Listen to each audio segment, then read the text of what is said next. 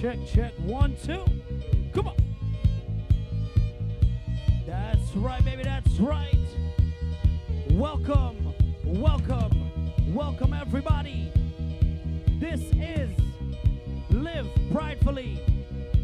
Love and resilience within the pandemic. Welcome, one and all. Come on. Okay. 2-day live stream, baby.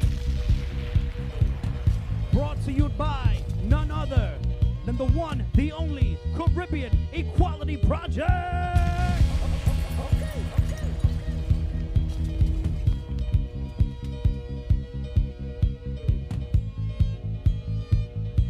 We are just getting it started, man. We are just getting it started, okay? Gotta say a big shout out to Extreme Sounds. Big shout out to The World is Rich.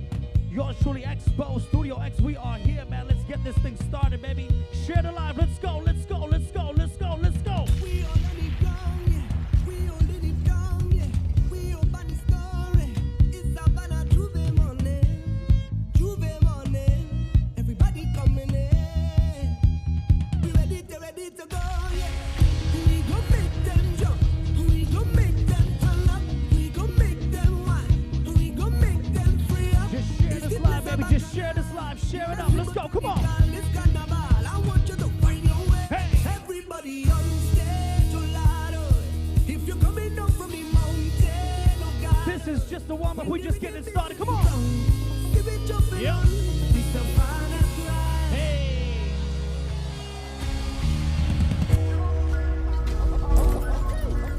Dear promoter. Hey, you see that trust in there? Yep. You see that curtain there? Share that live, baby. You don't Share need that the live. fancy Share that live. stage, Come brother. on. Once a trinity reaching your vet is nice. Boy. Hands in the sky, we bring the vibe. We are getting it started, baby. Reaching your vet is nice. Caribbean Equality Project. Live pridefully. Boy, they can't deny we bring the vibes. And I don't mean to be bossy, Come on. but they can't party like we. 2-day live stream, man. Today, tomorrow. But for sure, at Trinity, Facebook they can't Live, party YouTube Live. like Come we. on. Don't matter time of day, we could start it anyway. Oh gosh, oh ja. That's right, man. Tell a friend. Tune in, right? Caribbean Equality Project today. Hola, mama. Togetherness and the love, it's so strong. Happy Pride, everybody. Happy And Pride. we don't care. This kind of energy, let it rain. We are just getting started, man. We just getting started, baby. So we go turn up the place, Come on. mash up the place. Go. Once a trinity reaching your vet is niceness. Boy, hands in the sky, we bring the vibes. Once we reaching your vet is niceness. Yeah, boy, they can't deny we bring the vibes. And I don't mean to be bossy, but They got party like we. Tell them, baby, tell them. once romance so got there, but for sure at Trinity, they can't party like we. Don't matter time or day, we could start it anyway.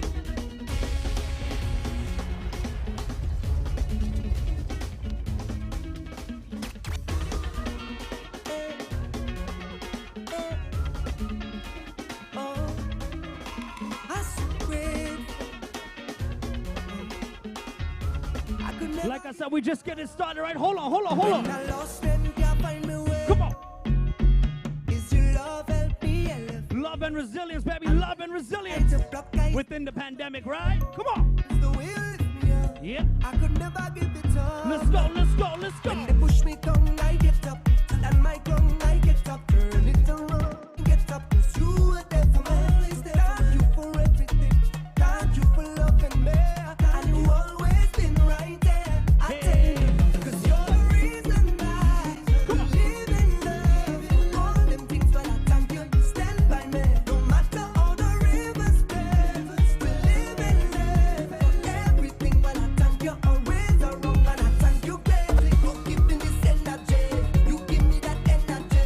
Can you feel this energy with the rhythm beating inside of me? So I want to feel the energy through the screen. I want to feel the energy through the camera, baby. Facebook, YouTube. Come on. watch how we jam, all in it and celebrating love. Yeah. 'Cause you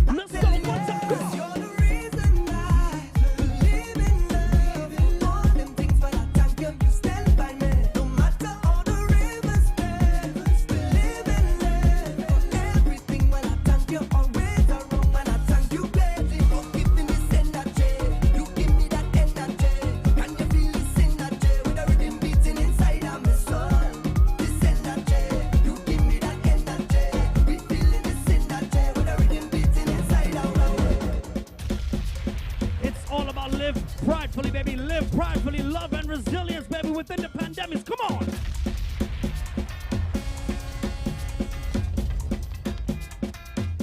Yo, Truly Expo, I'm here. Hello.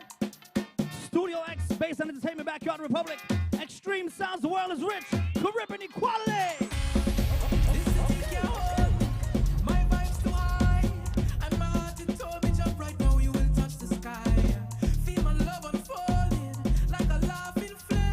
We got an amazing show in store for you guys, right? Just share the live. Come on. Million people coming down, yep. Dancing to a song.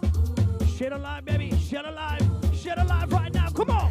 Love is life and life is love. Blessings from above. I want to feel the love. I want to feel the love right now. Tell me. Tell me. Can you feel the love that's in the air? I can feel it, baby. I can feel it.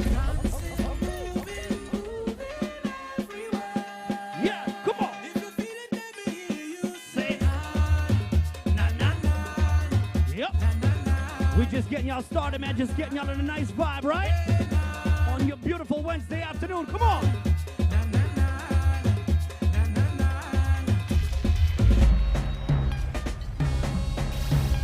Yo, yo.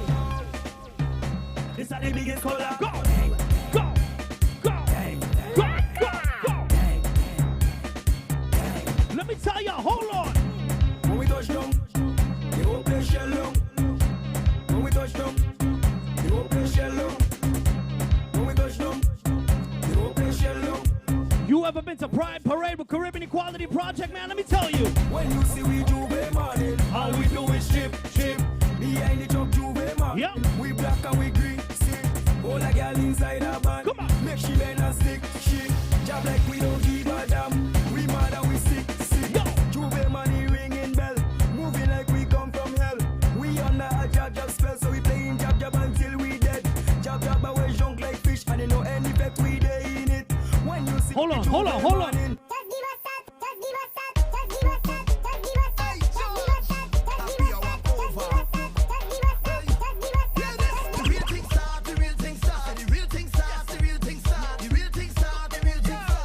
Now everybody know. Oh Lord, the old place mash up.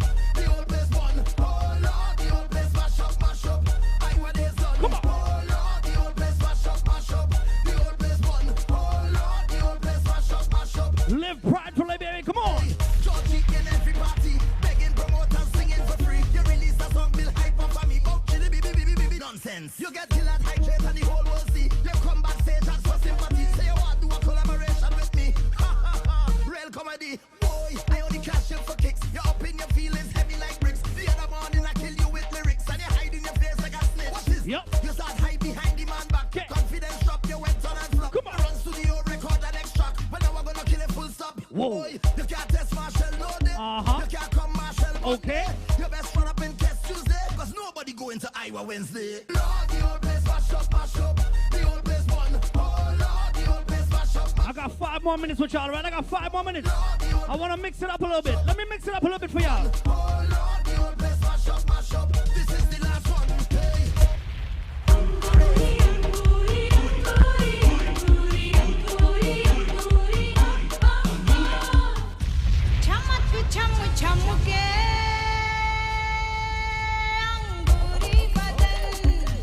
Let me mix it up, baby. Come on.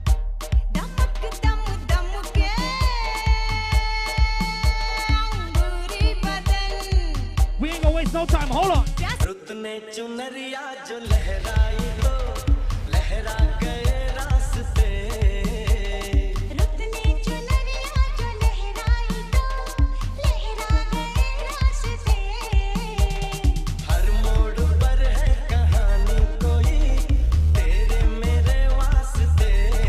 Yo, I represent where I'm from, baby. Come on, Richmond Hill, Queens.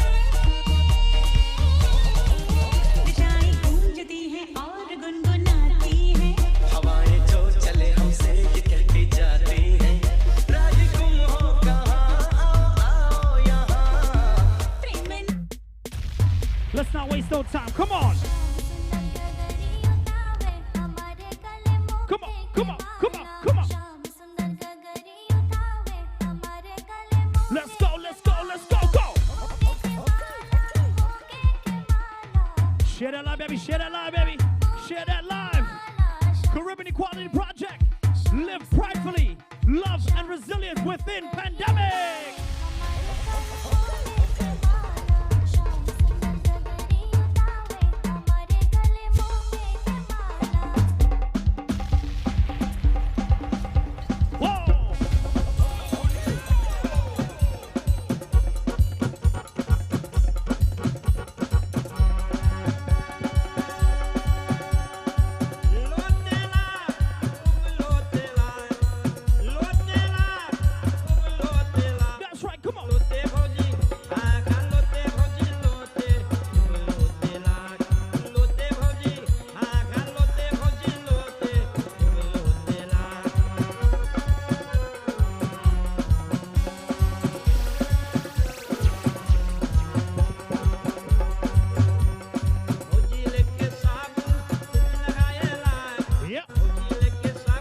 Represent where I'm from, man, for all my proud West Indians, all my proud Caribbeans.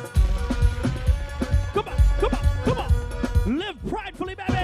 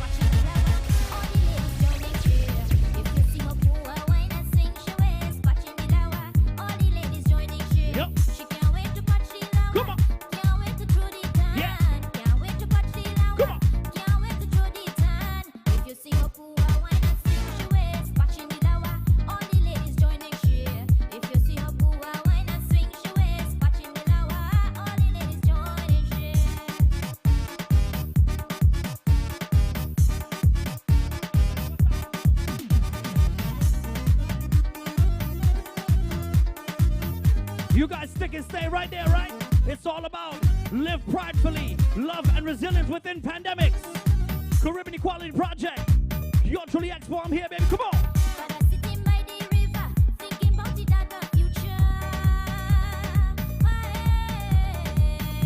See y'all in a few minutes. Come on.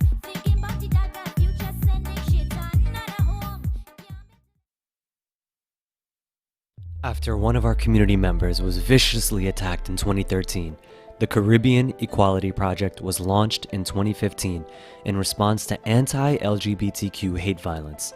In the world's most diverse borough, CEP was unveiled at Queen's Museum. From the moment of our inception, we struggled, we celebrated, and we marched as one to gain public awareness and show the world who we are.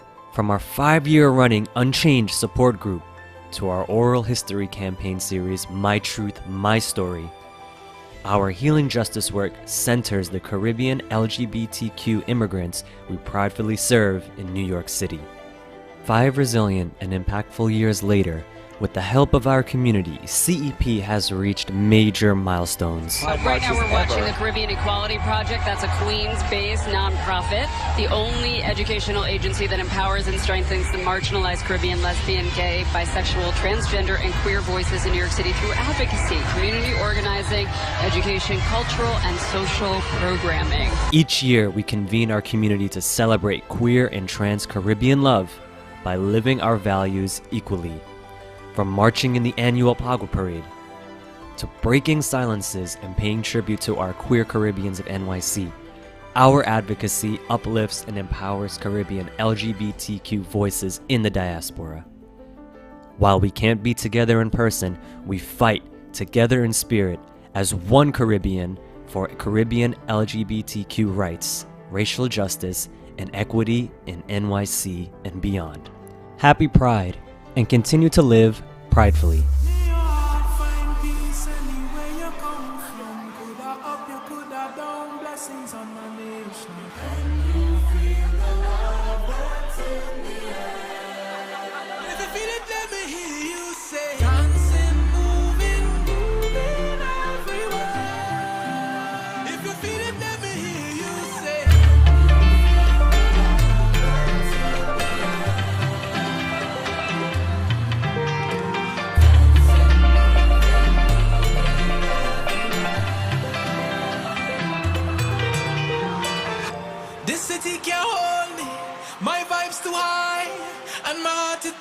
jump right now, you will touch the sky. Feel my love unfolding like a laughing flame. All who did not know me when not done, they gon' know the name. Million people coming down, dancing to a song.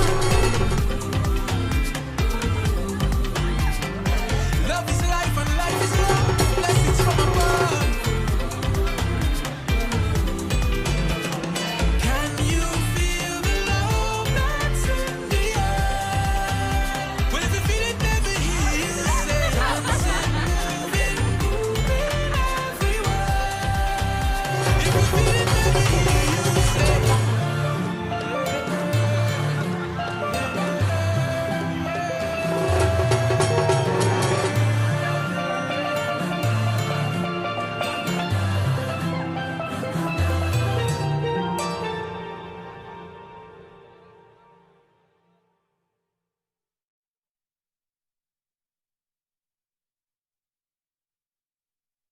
Hello and welcome to Live Pridefully, Love and Resilience Within Pandemics. Hello everybody, welcome, welcome, welcome, welcome. I'm imagining all of your claps. I'm imagining all of your screams. I'm imagining all of your flag just waving. So obviously I'm going to be looking at the comments, and that means that you should be clapping, you should be waving, you should be giving me all the things that I need. Welcome, welcome, welcome everybody. My name is Kadeem. I use they, them pronouns, and I am the policy advocate here at the Caribbean Equality Project. And I am your host for tonight's event, Live Pridefully, Love and Resilience Within Pandemics, a 2-day virtual event commemorating, celebrating, and bringing together the love and joy and activism within Pride Month and Caribbean American Heritage Month. Welcome, welcome, welcome. Also, again, I'm not seeing the flags. Where are they? Hello? Thank you. Awesome. I am so excited to be your host tonight. We are going to have a wonderful time. This event is particularly going to showcase the amazing and spectacular talent of all of our artists, all of our amazing panelists that we're going to be speaking with today from the Caribbean and Toronto, furthermore in the Caribbean diaspora. And there is going to be an amazing night filled with love and resilience within pandemics. Tragic. But I am really excited. And before we begin, it is always so important to remember all the lives that we've lost today and the lives that we lose at the hands of all the different things, whether it's COVID, whether it's anti-blackness. And it would not be a space if we didn't recognize and bring together those folks as we remember them today in this time. And I want to just sort of like have a moment of silence at the beginning of this event, really inviting them into this space, inviting everyone in this space, and remembering those we've lost in the past year and overall.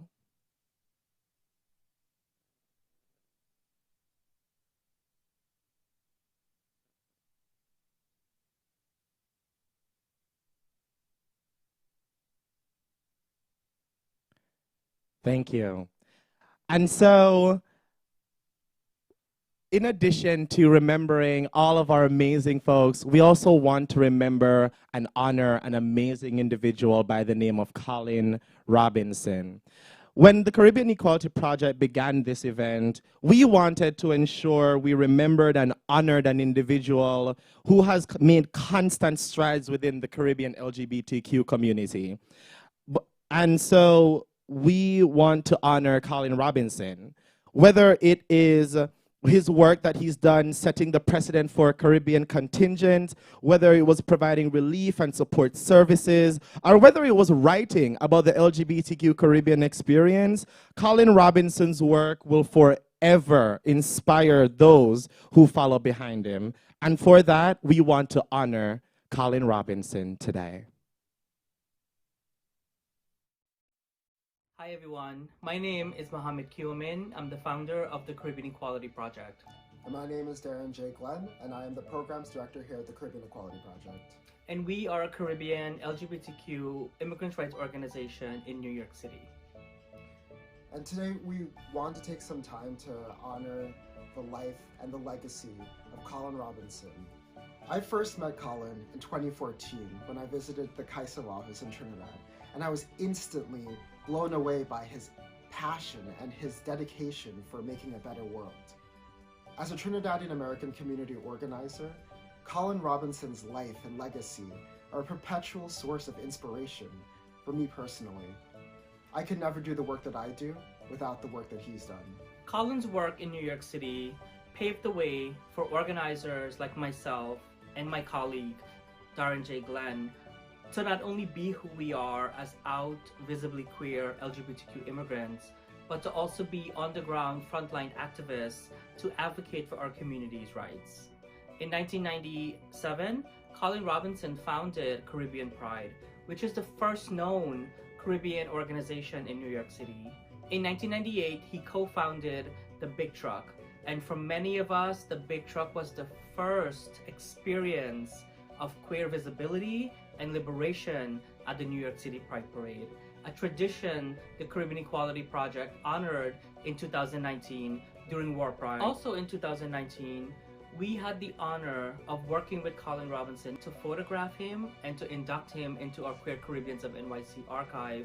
In 2019, we had the distinct honor and privilege of hosting Colin Robinson at the Gay and Lesbian Center for the first ever reading of his book, Yafada Hardhead. For many of us in the diaspora, it was the first opportunity to meet Colin Robinson, the legend that many of us have come to know but have never been able to be in his presence, to bask in all of his glory.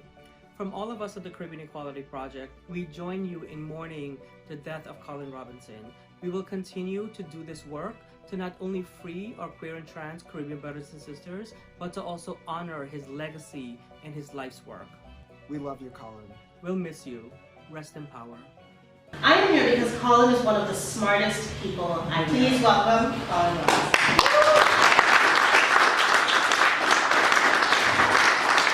This is the first poem in the book, which is actually a golden shovel based on the calypso. The treachery in every poem I write would make me so afraid to walk the streets if I didn't know you all don't read books. All your secrets go in them, thinly veiled as fiction. They make fun of you when you miss a reading. Unlike Roger, Spiral Calypso is not a muse, but an epigraph on my collection of things you told me. The purpose of writing is a betrayal itself, to make experiences of people close to you into characters in a tale worth telling because of something they said or did. I once thought poems or calypsos or columns required this wrestling between truth and fiction. I discovered this resonant line from Marcel Proust while studying André Gide for A-level French. Gide, Proust, and Oscar Wilde were all European homosexuals and literary giants born in the third quarter of the 19th century who struggled in some way with questions of self-declaration in their writing. Wilde led him to jail for gross indecency. After meeting in 1897 with Wilde, just out of Reading jail, Gide recalled the older Irishman, complimenting his work but asking him, "Now you must make me a promise, dear, from now on never write I." And to further underscore his point, adding, "In art, there is never a first person." 25 years later, Gide sought his contemporary Proust's feedback on new work, and the latter wrote back similarly, "You can tell everything on condition that you never say I." Gide went on to win the Nobel Literature Prize 25 years later. Come, let it go to blue. I have no name for my father, whom I know, whose name I know and share. I have no name to call my father back across years' distance, the absence of a childhood, no name to summon up the man I want to love. A haunting mirror, his name fills my childhood, sitting, wedged between my mother's knees, the fine-tooth comb firmly anchored in my ample, knotted mop. She tugged once, twice, again, and mutters from beneath her fraying wig, "You have your father had."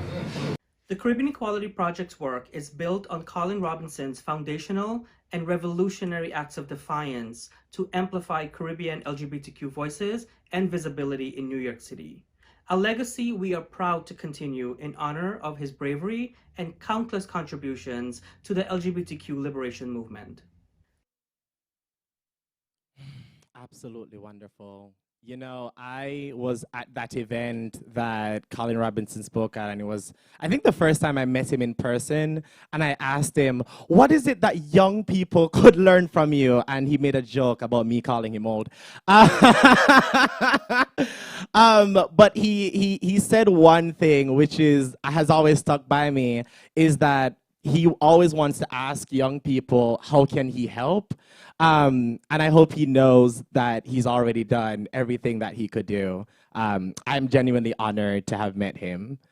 And so, as we are kicking off into the rest of our programming today, we have a special performance for you. On the line of honoring our ancestors and honoring those who came before us, we have an amazing dual performance by Sundari the Indian Goddess and Lamont Joseph, who will be performing a dance and drumming piece to honor Indo-Caribbean and Afro-Caribbean ancestry and our ancestors, both who've been here in the Caribbean and who've been living in the diaspora. So everybody, please joining me in welcoming our first performance by Sundari the Indian Goddess and Lamont Joseph.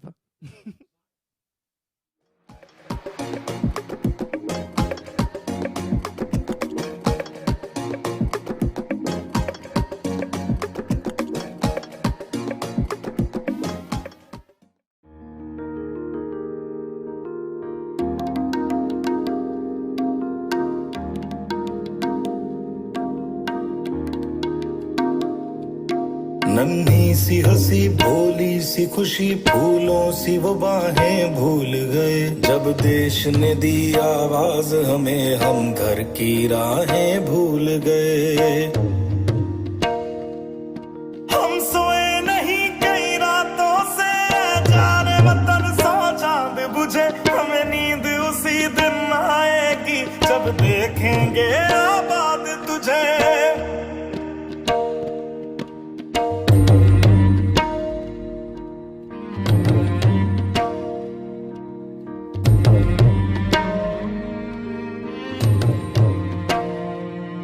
तेरी मिट्टी में मिल जावा गुल बनके मैं खिल जावा इतनी सी है दिल की आरज़ू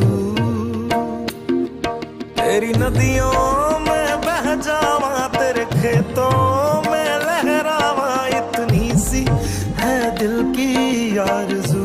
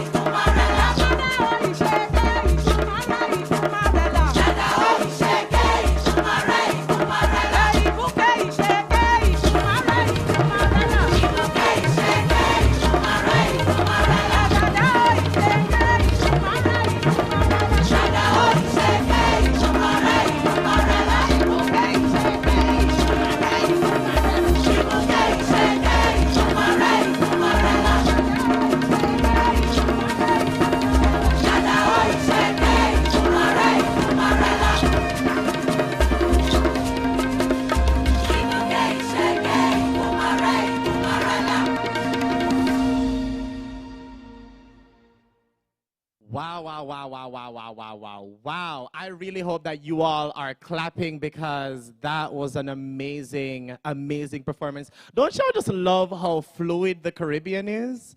Like how we just touch everything? This is amazing. I want to first welcome all of our folks who are just joining today. Welcome to Live Pridefully, Love and Resilience Within Pandemics. We are so excited to have you. My name is Kadeem. I use they, them pronouns, and I am a policy advocate at the Caribbean Equality Project. Now, just because I'm doing that, that doesn't mean that's the only thing the Caribbean Equality Project does. I'm going to talk with you about some of our amazing accomplishments. Ready? Let's get into it. The Caribbean Equality Project has convened over 150 community members for their 5th annual Love event, Living Our Values Equally. Our 5th annual benefit at the Jamaica Center for Arts and Learning featured award-winning Jamaican authoress, poet, and public speaker Stacey and Chin as our keynote speaker, music by Nuj, trans advocate Sai Ali, and powerful cultural performances by Rajiv Singh, Jalisa A. Ross, Sundari the Indian Goddess, and Detox Bustier. We have distributed over $40,000 in COVID emergency relief to over 200 plus Caribbean LGBTQ immigrant excluded workers, many of whom are black and brown, trans women, and undocumented asylum seekers who did not qualify for any government assistance, who still have not received the stimulus. We have raised over $6,000 for Candace McEwen, a black trans activist who lost her home in Guyana due to a fire. We have organized over 8 culturally responsive pop-up pantries, which served 5,500 immigrant families and LGBTQ people with free groceries, essential, and PPE in response to the COVID-19 food insecurity and financial crisis, a collaboration with our partners. We've marched in numerous Black Lives Matter protests to denounce police brutality against black people, including the murders of black trans women. From the Brooklyn Trans Liberation Rally and the 2nd annual Queer Liberation March to the 57th annual March on Washington in DC, we've constantly raised visibility for Caribbean LGBTQ voices in this intersectional fight for collective freedom and equity. We've also organized multiple 2020 census educational campaigns, virtual forums, and street outreach efforts, reaching thousands of households in Queens and Brooklyn. You know what? I'm not even gonna forget the Bronx, because the Bronx is included there too. We've conducted 2020 voter outreach and civic engagement to 12,500 voters through phone and text banking and digital education on social media. We have hosted 16 virtual sessions of our Unchained Caribbean LGBTQ Immigrant Support Group, creating a global space for over 350 queer and trans and non-binary community members to heal, be in community, and build networks of support and resiliency during a period of unprecedented isolation, including the Black Lives Matter uprising and a contentious election year. We have provided free telemental health services through our Healing Justice program to 65 emergency COVID relief fund recipients and community members. We've constantly trained and expanded our organization's organizing capacity to 13 diverse and powerful change makers through our 3-day intensive 2020 Leadership Summit. We've hosted virtual Pride events in partnerships with Caribbean regional partners to amplify visibility during a global pandemic, including participation in the historic first Global Black Gay Pride. Our leaders, Ryan Prasadi and Mohammed Kiwamin, curated the stories of 22 Caribbean drag queens, kings, and gender-fluid artists from the US, Canada, Guyana, and Trinidad. You can read more at Gay City News. We've also co-hosted 2 virtual forums to commemorate World AIDS Day, creating a space to remember and honor all those we've lost to HIV. We've organized 3-day holiday food and essential distributions, serving over 1,600 Caribbean immigrant families and LGBTQ people with cultural responsive groceries, sexual health and menstrual products, PPEs, hygiene care packages, toys, children's books, coats, and free COVID-19 testing and resources in Queens, Brooklyn, and the Bronx, a collaboration with community partners. We've scripted, directed, and created our own culturally competent 2020 census infomercial, highlighting Caribbean voices throughout New York City. Produced by Mohammed Q. Amin and The World is Rich Productions. Caribbeans Count was a historic census digital ad which encompassed a racially and ethnically diverse view of New York City's Caribbean immigrant neighborhoods and local businesses through the lens of queer, trans, TGNC, and allies, reaching over 8,000 views on social media. We've convened over 150. We've done more. We've done more. But here's the thing. We could not have done all of this without the donations and the help from all of our partners, all of our sponsors, and you. And you have a chance to do it again. We are accepting donations on Cash App, Venmo, and PayPal. Cash App is $Caribbean Equality. Venmo is at Caribbean Equality. And our PayPal is info@CaribbeanEqualityProject.org. For more information and to donate, you can also check out our website and our links on Facebook, Twitter, Instagram, and YouTube. So y'all have heard of the amazing things that we've done throughout this year, throughout the pandemic, since the inception of the Caribbean Equality Project. Now it's time for us to hear from another amazing speaker. Right? We're going to listen to Rajiv Mohabir, who's going to talk to us about his experiences growing up in an Indo-Caribbean household and what that experience has been like and how that brought him to poetry, to prose, to the amazing work that he has written already right now. And so everybody, I want you to introduce, learn from, hear from Rajiv Mohabir.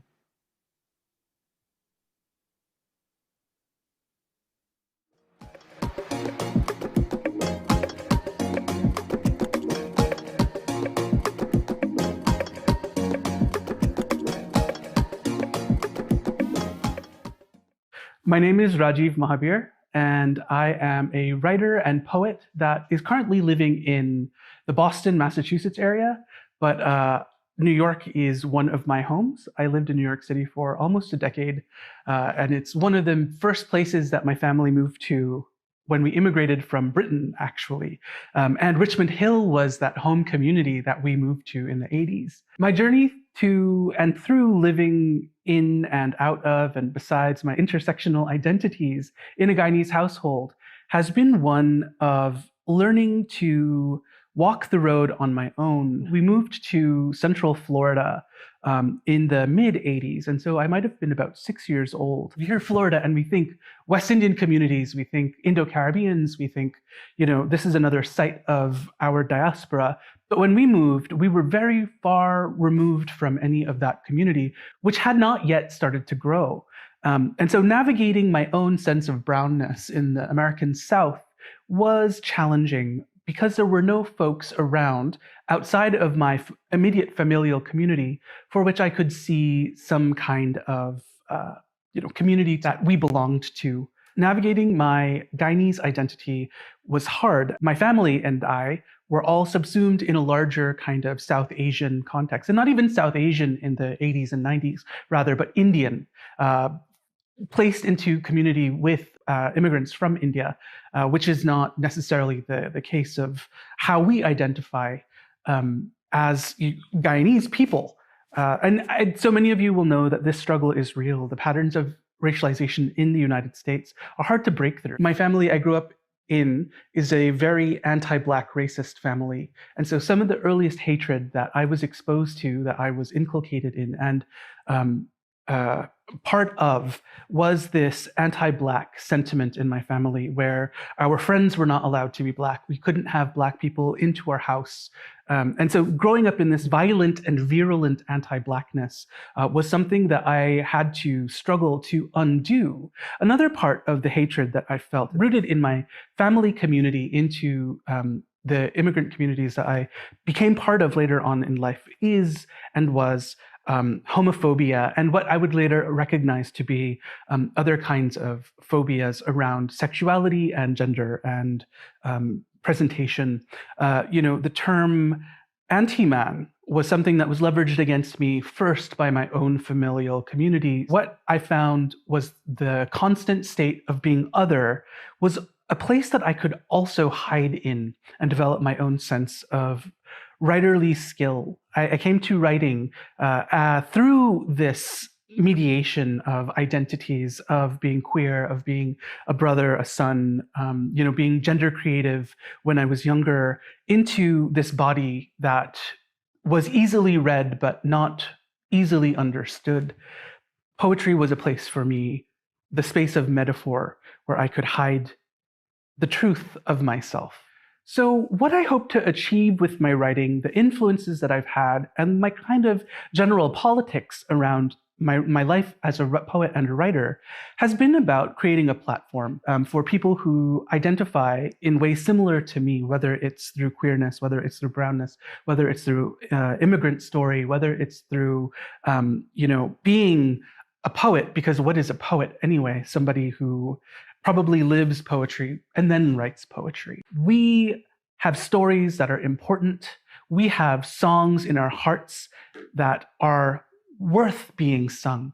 There is so much poetic that I see about where I come from, whether it's bora growing from the fire hydrants on a corner in Queens, or karaila, choka that you make with dunking it in salt first, and the way you squeeze it out, and you don't eat the seeds, and you put the shrimp in, and you have to eat it with sada roti, and it's the best this way. Hasa, cooking hasa, cutting open a hasa. This is all worth study. It's worth emerging and claiming space in the American Academy, because this is where we are and this is who we are. And so my hope through this whole kind of struggle has been to increase visibility for our community and the kind of social constructions that we endure, that we survive, that we live through. To have my writing accessible to Caribbean people, to queer folks in Richmond Hill, at the Richmond Hill Library, it means that I am reaching my audience. I'm reaching the people who I see myself as being part of. The fact of it being in that very library is probably what I would say my greatest achievement in this life is. What does love and resilience mean for me? Living itself is a revolutionary act against a state that wants you dead, that also wants your labor, but not your life. And for me, that's been something. And to think about resilience also has been a deep challenge for me personally. I'm so tired of having to live and having to struggle through all of these things that sometimes I don't want to be resilient. And so my strategy for holding all of these things as truths that I have to navigate as a whole being has been to seek and understand the little joys of my life one by one. Some of those little things are, I have a dog. I love my dog so much. And one of these small joys has been to take her on a walk. Daily. I'd wake up in the morning. Another thing that I am so fortunate to have, one of my greatest privileges is that the fact of my partner, my husband, we've been married for 2 years. We've been together for 7 at this point, 7.5 at this point. And being able to have somebody that I could bounce ideas off of, somebody who I could share my day-to-day life with, has been really instrumental to me. Another thing that has been really, really helpful to me has been allowing myself to be a bad writer and to be a bad reader, meeting myself where I am and not putting the pressure on myself. For me, this is what love, radical love is. This is what resilience means to me in this time of oppression that has been taking different incarnations as we progress, as a country.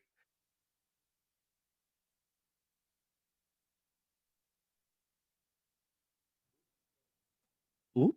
Thank you, Rajiv Mahabir.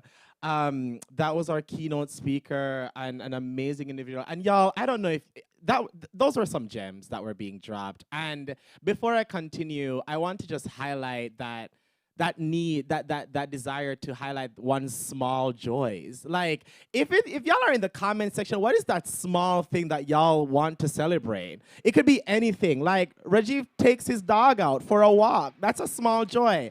What is your small joy? My small joy personally is just being here right now, right here with the Caribbean Equality Project where I belong, okay? And same with y'all. To be here with y'all also is actually a big joy, but I'm just gonna categorize it as a small joy this time. Thank you again, Rajiv Mohabir, for reminding us how important it is to just celebrate the small things.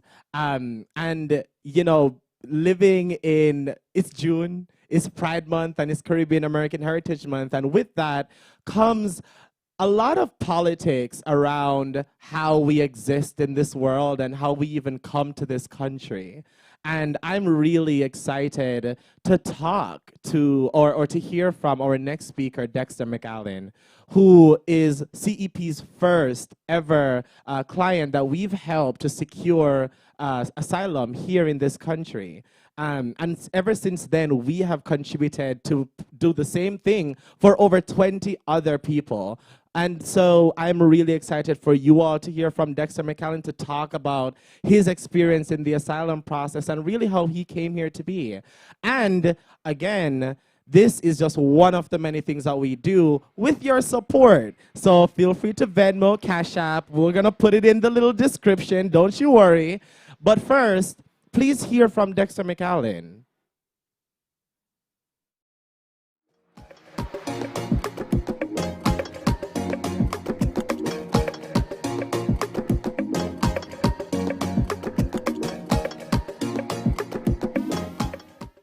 My name is Dexter McLennan, and I was born in South America, Guyana, in the ancient county of Berbice, and one of the oldest towns in Guyana, New Amsterdam. Well, growing up in Guyana as a Black gay man was particularly tough for me because I came from a family that are Christians, and we were taught that to love is just between a man and a woman. So hiding your feelings was something that I would not want to wish on anyone because you were scared for anyone to find out because of rejection, which is exactly what I face, from, even family members. Growing up in a country that does not support who we are as LGBTQ members is very tough. I experienced violence in Guyana throughout my life because of who I am, be it from fellow students in school and as I grew up in my teenage year, in the place of work, and I remember vividly at one time working at a store when I was 16 years, and the boss used to make fun of me and the employees. And one time he hit me with a cricket ball in my head and say a lot of discriminative things, to me regarding my lifestyle. And for me, it was one of the things that pushed me to move to the United States. Acceptance for me started when I moved to the United States because I know for a fact that I can live more openly, more freely, and I can be the best version of my truth and myself, which is to love without fear. My asylum journey was very, very interesting. It was a journey that I would always cherish. It is not that it is a walk in the park, but the Caribbean Equality Project has been my number one support throughout my asylum journey. I got my asylum and I started to go to EMT school. So I chose the night shift, the overnight shift, and I basically went to school in the day and work at night. And I worked 7 days a week. I still don't believe myself with what I did because I transformed myself from coming here from homelessness to hero to homeowner. It was the best thing ever. And I would want to say that if I can do it, anyone else can do it. The message that I have for Caribbean LGBTQ individuals that are struggling to be who they are is don't give up. Be, even when being you is not accepted, continue to be authentically you from within. My encouragement to you is live your life pridefully, unapologetically, and authentically. Love and resilience for me means a lot because, one, I was loved unconditionally by members of the Caribbean Equality Project and the founder, Mohammed Q. Amin. And because of this love, my resilience has peaked to 100. The love is what supported me, and being resilient is the end result of me being loved, and I love every single minute of it. I am so grateful that I can be such a big part of combating this pandemic, and it is a testimony to how important my role is as a first responder and as someone who was shown unconditional love. It is a testament of how we can do great things when we are supported. It's a testament of how we can spread love and in return be the wind beneath someone else's wing.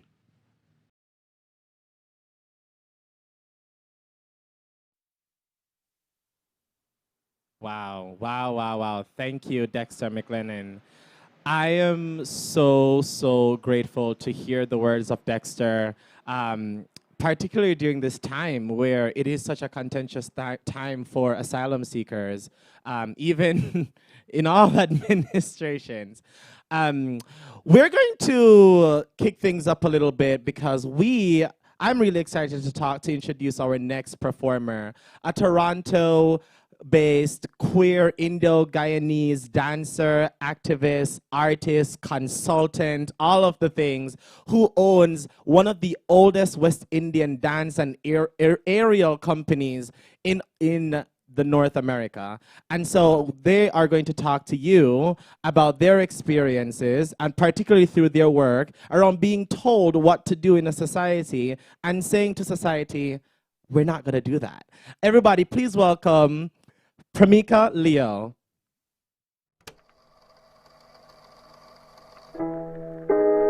I'll always be incorrectly placed into a box just on my looks, so therefore I must have no autonomy, no talent, no agency, no beauty. But I get the luxury of being South American, Caribbean, and Asian, but I'm a queer, former special ed kid from Melbourne. The kicker is there's so many like me. People like me are never afforded the luxury of mistakes simply because you're different. My bare minimum is just never enough, but there's a bounty. When you pick yourself first, does it open you up to violence? Of course.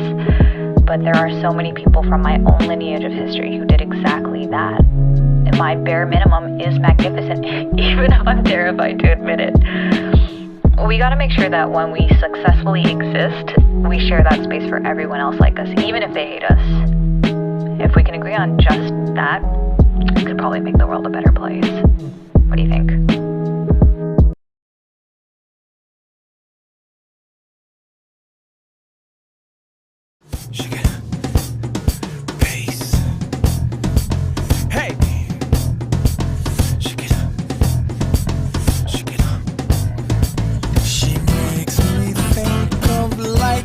Skies. Her name, she's sexy. How else is God supposed to write?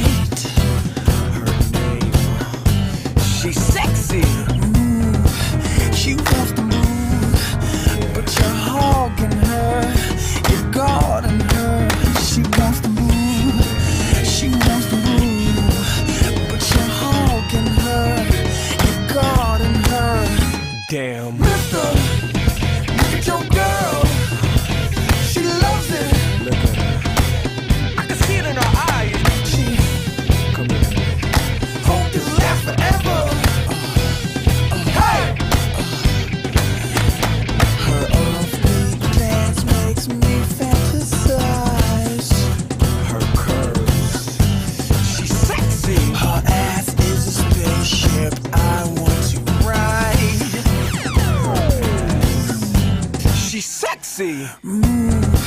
She wants to move, but you're hogging her.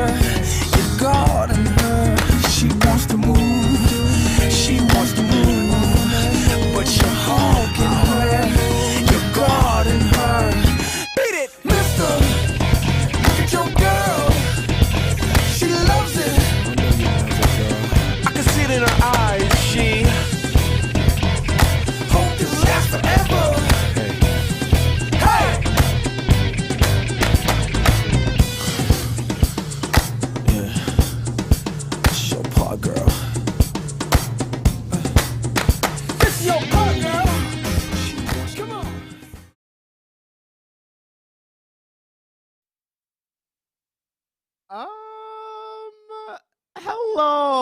Hello. You know from when me told us, Caribbean people need for the Olympics. You know from when me told us Caribbean people need for the Olympics and gymnastics and all of the ticks. Pramika, thank you so much for that amazing piece. And it's that beginning of feeling or being told that, Caribbeanness and LGBTQness is somehow like water and oil.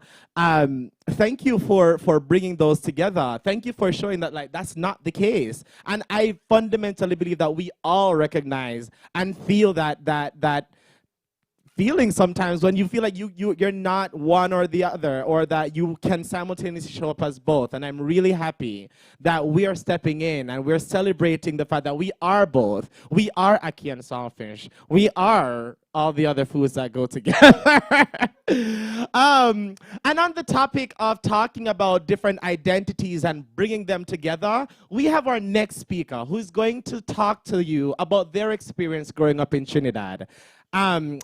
Everybody, please welcome Darren J. Glenn, our programs director for the Caribbean Equality Project.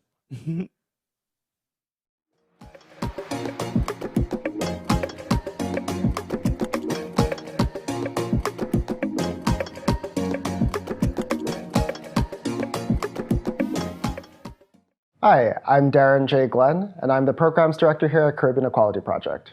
I was born in Sawa, Trinidad and Tobago, and I moved to the States when I was 5 years old. I came here in 1993 and grew up in Queens and a little bit in Long Island, Valley Stream. The moment that I realized that not only that I was queer, but that I was quote unquote wrong or different, I think I was in 6th grade, and it was a moment of utter fear for me when I realized that, all this time we were talking about queer people, gay people in particular, as this monstrous other. And that was the first time I realized that, oh wait, that's me. I felt such alienation from myself. And I realized that this is a problem, that I'm a problem. I tried to fix myself because I thought that what I was feeling and who I was inherently wrong, because in large part due to this religious upbringing. We went to a very conservative, very quintessential Afro-Jamaican church that was a real focal point for a lot of my social and cultural life. And so that really influenced how I viewed myself. And I came to understand that what I was experiencing, the same-sex attraction, was wrong. My journey to self-acceptance was a very long one, and it was not linear at all. There was a lot of false starts.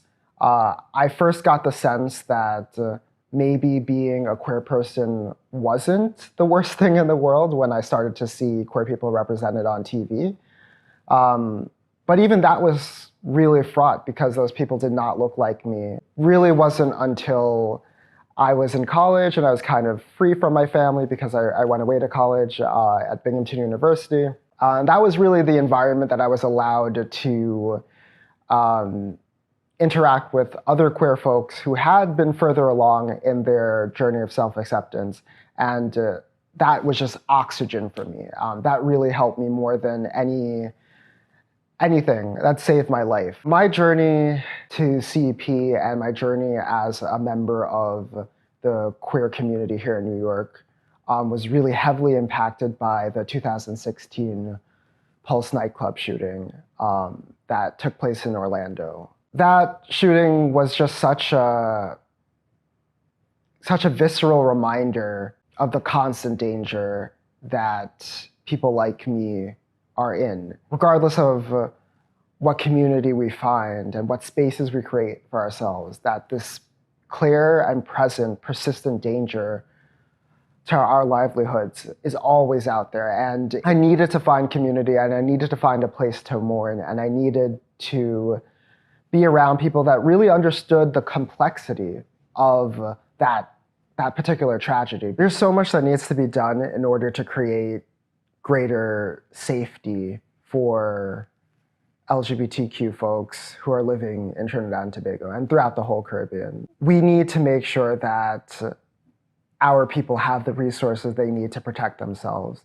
And I understand this because of the resources that I've been afforded in order to protect myself. And it shouldn't be the case that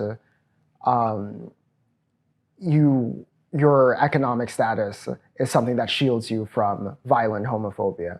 There is no movement without safety. It is so wonderful and so heartening that the same year that I was attacked, that the anti-buggery law in Trinidad and Tobago was amended so that it did not penalize same-sex couples. Love and resilience go hand in hand because I understand what it takes to be a survivor.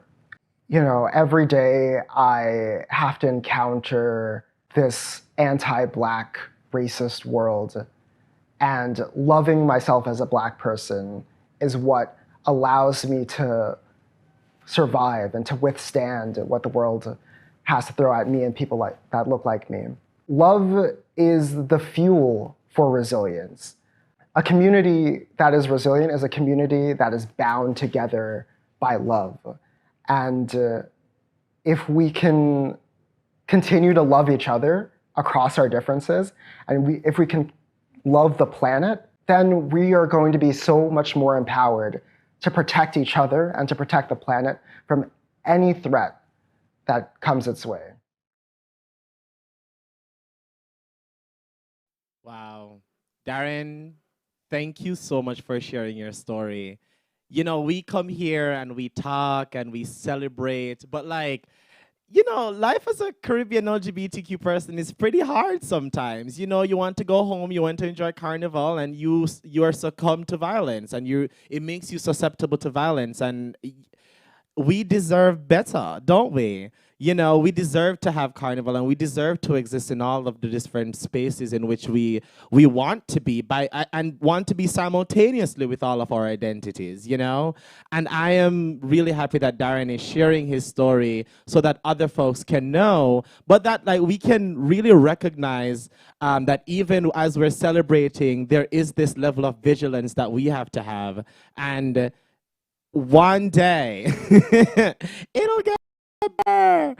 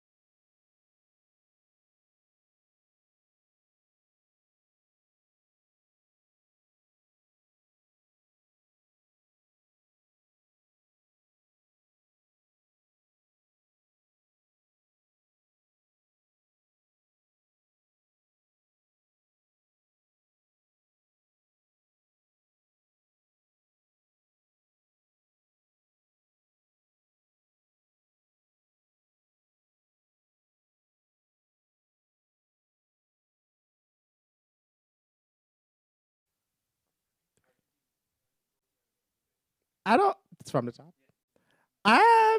I don't want to hear from y'all. I don't want to hear it from y'all. Wanna keep on the mouth. Wanna stop on the nice. I don't want to hear it. You know why? Because these things happen. And it is okay, because you know what? During Pride Month and Caribbean American Heritage Month, sometimes things may not go so smoothly. And that's okay, because that is our experience. But when they come back here, when they come back in alignment, we are here and we're going to come back even more powerful. And I realize I may have more energy more than before. Watch. Wanna watch? And oh gosh, y'all, welcome back. I'm giving y'all time to come in back into this amazing live. Once again, you are joining our first night of a 2-night event called Live Pridefully, Love and Resilience Within Pandemics. And here we are going to talk about everything. We've already seen some amazing performances, heard some beautiful stories, and really understand what it's like living at the intersection of being LGBTQ and Caribbean. And so I want to thank all our folks for joining and for bearing with us. Again, me don't want to hear nothing from no. If when I write one review, I don't want to hear this part in the review. On the ear, tongues. We are going to go into one of what I assume is going to be an amazing part of the night, an actual live stream panel. And this is going to be moderated by an amazing friend, activist, cultural researcher, PhD student, Toronto-based professor, Ryan Persadi. Is Ryan here? Ryan, can you come up here, child? I have to talk to you real quick before you get started. Hi, Ryan, how you doing? Hey, sister, how are you? Oh, baby, you know I'm good. You know, I miss you. Where you been? When are you coming to visit me? I know. Me. I miss you too. I know. Well, the border is still closed, so, you know, we're trying to figure that out. But, you know, we'll get there. We are going to get there. Ryan, so, yes, is it Caribbean American Heritage Month in Toronto as well? I don't know if we have that. I mean, it's Pride. We have the same Pride as New York City, but I'll have to double check that one. I'm not sure if we have that. We're going to have to double check, baby. We're going to have to figure it out because, like, the girls are in Toronto, too. And we need a little excuse to have y'all here. I know. One of our panelists, Preeti, just said we don't have that in Ontario right now, so it must be a US-only thing. All right, well, now we know what to do once we hang up. So all the Toronto-based activists watching this show, y'all know the next move. We're trying to get Caribbean American Heritage Month to be in June. Speaking of which, I'm just going to ask you one question before I leave you to lead this amazing panel. If you were New York-based, what would it be like to be celebrating Pride and a Caribbean American Heritage Month in June? Well, we don't need a month. We do it anyways, right? We don't need the government to say it for us. We'll just do it anyways. That's right. That's right. Yeah, exactly. So we're just going to do it regardless of what the state says, as we've always done. Awesome. I'm really happy for that. All right, Ryan, I'm so thankful that you're here to moderate this amazing panel, and I'm really looking forward to listening to every bit of it. And so are our listeners. So I'm going to give you the screen. Thank you, Kadeem. So hi, everyone. My name is Ryan Persadi. I am a cultural researcher here with the Caribbean Equality Project. I'm based in Toronto, Canada, but I'm also a PhD student and I'm also a drag artist where I go by the name of Tifa Wine. And it's really great to see so many of my collaborators and people that I work alongside as part of this amazing celebration. And so, yeah, I'm super excited to moderate today's conversation with a group of amazing panelists, thinkers, researchers, cultural workers, organizers, that we're going to help us think through today about some of our reflections in this time that we're in about what does it mean to engage in Caribbean Pride and what are some of the future directions for that work. Just to give them a brief introduction as they come up here, today we have Preeti Kumar, who holds a PhD in gender feminist and women's studies from York University, based in Toronto, Canada. She is currently a visiting professor in the Department of Women's and Gender Studies at Hamilton College in New York. Her work examines women loving women's relationships, violence, and LGBTQ rights in Guyana and the broader Caribbean. Preeti is also a co-founder of Lotus, a nonprofit organization in Toronto that works with Indo-Caribbean women on gender-based violence and poverty. And so thank you so much, Preeti, as she comes up here for being here today.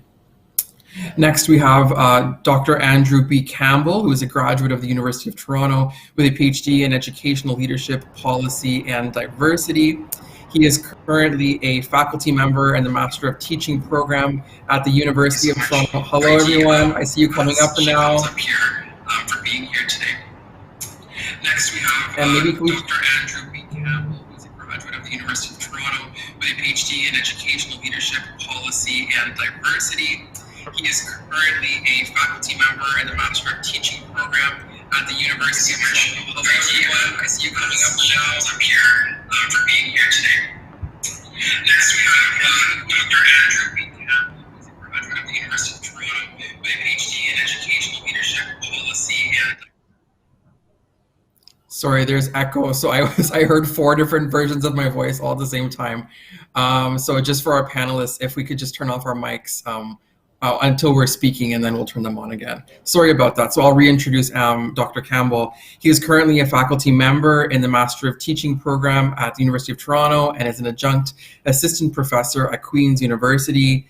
Dr. Campbell is an Ontario certified teacher and has been an educator for over 25 years in countries such as Jamaica, the Bahamas, and Canada. He has also authored 2 books, Teachable Moments with Dr. ABC, A Spoonful for the Journey in 2015, and The Invisible Student in the Jamaican Classroom in 2018. His research and scholarship focuses on issues of equity, diversity, inclusion, cultural competency, educational leadership, 2S LGBTQ plus issues, and teacher performance evaluation. So thank you so much to Dr. Campbell for being here today. He's also an amazing speaker, and I know he's always on Facebook spilling the tea and delivering truths. And so I'm super excited for him to be here today. We also have Crystal Gisyawan, who gave us a very brief introduction.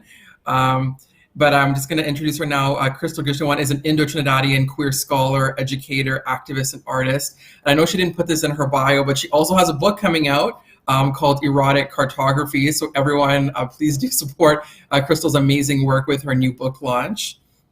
And lastly, we have Danya Piggott, who is the CEO and co-founder of Pink Coconuts, a new LGBTQ travel startup focused on creating spaces for queer travelers to thrive. They were given the prestigious Queen's Young Leadership Award by Queen Elizabeth II at Buckingham Palace for their work as an LGBTQ Caribbean advocate and as the co-founder of Be Glad, an LGBTQ organization focused on advancing the social, political, and economic environment for LGBTQ people to live, work, and play. And with that, thank you so much, everyone, for being here in all the spaces that you're in right now. I'm so glad to see so many of you. And just so our first question, I have to remind everyone, because this is a shorter panel, you only have 4 minutes. So I know there's so much to say, but please just keep it to 4 minutes. And if we go over time, I'll have to give you a little nudge, right? So we can get to all the things we want to talk about today. But when you're first talking, also please tell us your pronouns, and feel free to tell us anything else about yourself that you would like us to know. But for our first sort of point of entry, I want to think about, for each of us in our own region and practices, each of you have worked to contribute to ongoing legacies of queer Caribbean activism, whatever that means to you. Some of these places include the university, the elementary and high school classroom, as well as Pride and other community organizing efforts. So I want us to begin today's conversation by thinking about what calls you to do the work around queer Caribbean organizing, and how do you think about Caribbean pride? What does that notion of Caribbean pride mean to you? And what does that mean for our communities to be doing this work with Caribbean pride? And not to put anyone on the spot, but maybe I'll start off with Preeti. Is that okay? That's fine. I can go. Yeah. Can you hear me? Yeah. Okay. So I go by she, her pronouns. So a little bit about my work. I did my dissertation in Guyana in 2016. I spent a number of months there interviewing women loving women as the second largest identifier or category of women who self-identify as women loving women. And the research was really shaped by my childhood, growing up as a Hindu Guyanese woman in Berbice, which is a very country part of Guyana. And much of what brings me to queer organizing, or what brings me to queerness in general, has been my own lived experience in Guyana as a Hindu, as a woman growing up, feeling very alone, very isolated, but also like that Hinduism and queerness were incompatible with each other. And I think a lot of my work as I moved to Canada and got into the academy was around that exclusion and that non-belonging I felt, but also going through academia, which is a super white space, super I don't know what the appropriate word, but super white, super problematic space to be in. And one of the things I have discovered as I was going through my undergrad was that I wasn't seeing myself reflected in the literature. I wasn't seeing myself reflected in the text that I was reading. And the more I read about Caribbean literature, the more I discovered texts and articles, the more I saw that there was a gap regarding queer women, or LGBTQ women, whoever those voices were in the archive and in contemporary literature.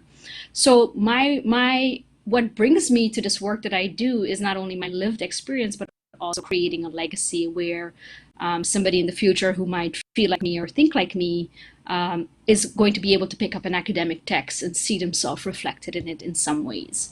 And this is also, one of the first time I'm sharing in community with other Caribbeans since I finished my dissertation, that I'm sharing some of my work and ideas as to what brought me to this work. And I think then the other part was around moving to Toronto and being part of Pride, which was largely again a white space. And it's only within the last couple of years, I would say last 4 to 5 years, that I've becoming more and more involved in what it means to be Caribbean and be queer and take up space during the month of Pride as a result of both of those identities. And I was thinking earlier when I read the question around how, when I was 18 and I lied to my mom and I got a hotel downtown from my savings in the summer, and I booked a hotel and I told her I was at a workshop, but actually I was experiencing Pride. And to me, that Pride, it was a sense of belonging, but it was also a sense of a partial identity in participation in those space. So I think Caribbean Prides really create that space for the multiplicities of these identities to come together for the very first time for me. So I will pause there and let my other panelists speak on their experiences as well. Well, thank you so much, Preeti. So next, I'm going to go to, if Andrew's ready. Andrew, would you like to go next for us? I can. Thank you so much. Thank you so much for having me to join. It's good to be in a space with our people. Many of us, we live in Toronto, we live in other spaces where we are in the minority in those spaces. So it's always good to be in a space where it's our people, and you hear the Caribbean music and the energies and the accents and the language and all that kind of good stuff. For me, the idea of what brings me to the work is it's simple as about telling our stories, and I think the previous speaker talked about the same thing about what you would see in a text, or what the textbooks that we use in university, who are in those texts, who are the persons in those texts, whose stories are highlighted in those texts. And most times the stories are not our stories. So for me, I'm very passionate about sharing my story, sharing the story from a Jamaican context, and not diluting it or watering it down or try to, bring a thesaurus with me to explain to everybody else what all the parts mean. I give it to them just like that. And I find there's a power in that, because when we were growing up in the Caribbean and we were given books from the UK, from London, there was no explanation what a petticoat was or overcoat. I remember those languages and those words. And so for me, what brings me to this is the importance of us telling our stories, and not telling our stories in ways that the dominant voice requires, but telling our stories in ways that we want to. I was sitting here listening to the entire event, and the speaker, Dexter, I listened to his story and I smiled and I said, maybe they should have used Dexter to say what I'm going to say, because Dexter said every single thing that I was going to say. And I want to say hats off to you, Dexter. I don't know you, but your story was profound. Your story had beginning, it had resistance, it had struggle, it has triumph, it had healing, it had pain, it has winning, it has celebration, it has so many things. And I want to say to all of us, our stories are just the same. The problem is we don't tell our stories, and we don't tell all of our stories. He talked about being homeless. He talked about, asylum. He talked about now being an homeowner. He talked about the hours going to school and study. Because what I find is that I think we are allowing our younger LGBTQ people to get away thinking being gay or being LGBTQ is taking a picture on Instagram. Every day you could change your clothes and that's it. That's not it. But that's the part of it. So I just want to say, if you're listening to me, do not be offended. That's a part of it. And if you know me, I like fabulous. But that is only a little part of our story. And I want us to be bold and strong and brave and authentic enough as Caribbean people to tell our stories while being in North America and these spaces, so that others who are coming behind us will realize that the entire story as a continuum. So I'm going to leave it there to say that is for me, that's the importance. That's why I study, that's why I write. I do a lot of workshops in LGBTQ issues. I do keynotes. I've written a book, The Invisible Student, in the Jamaican classroom. Right now I'm working on about 2 to 3 different articles, hopefully to be published in the next coming years, on Caribbean voices. So I want to encourage everyone to be prepared to tell your story and tell all of the story, because when we hide so many parts of our stories, we are hiding the power. We're hiding the power that a young person behind us, a young person coming behind us, another student, another scholar, another potential professor, another potential, drag queen, another potential model, another potential who's going to get married, another potential, gay parent or lesbian couple. They will take from us those elements that they need to continue to strengthen themselves. So my thing is, in that love we talk about, that resilience we talk about, is that we have to tell our stories. In other words, it's bring me to this work and has sustained this work, the power in telling our stories. Thank you so much, Andrew. Just going to go next to Stella.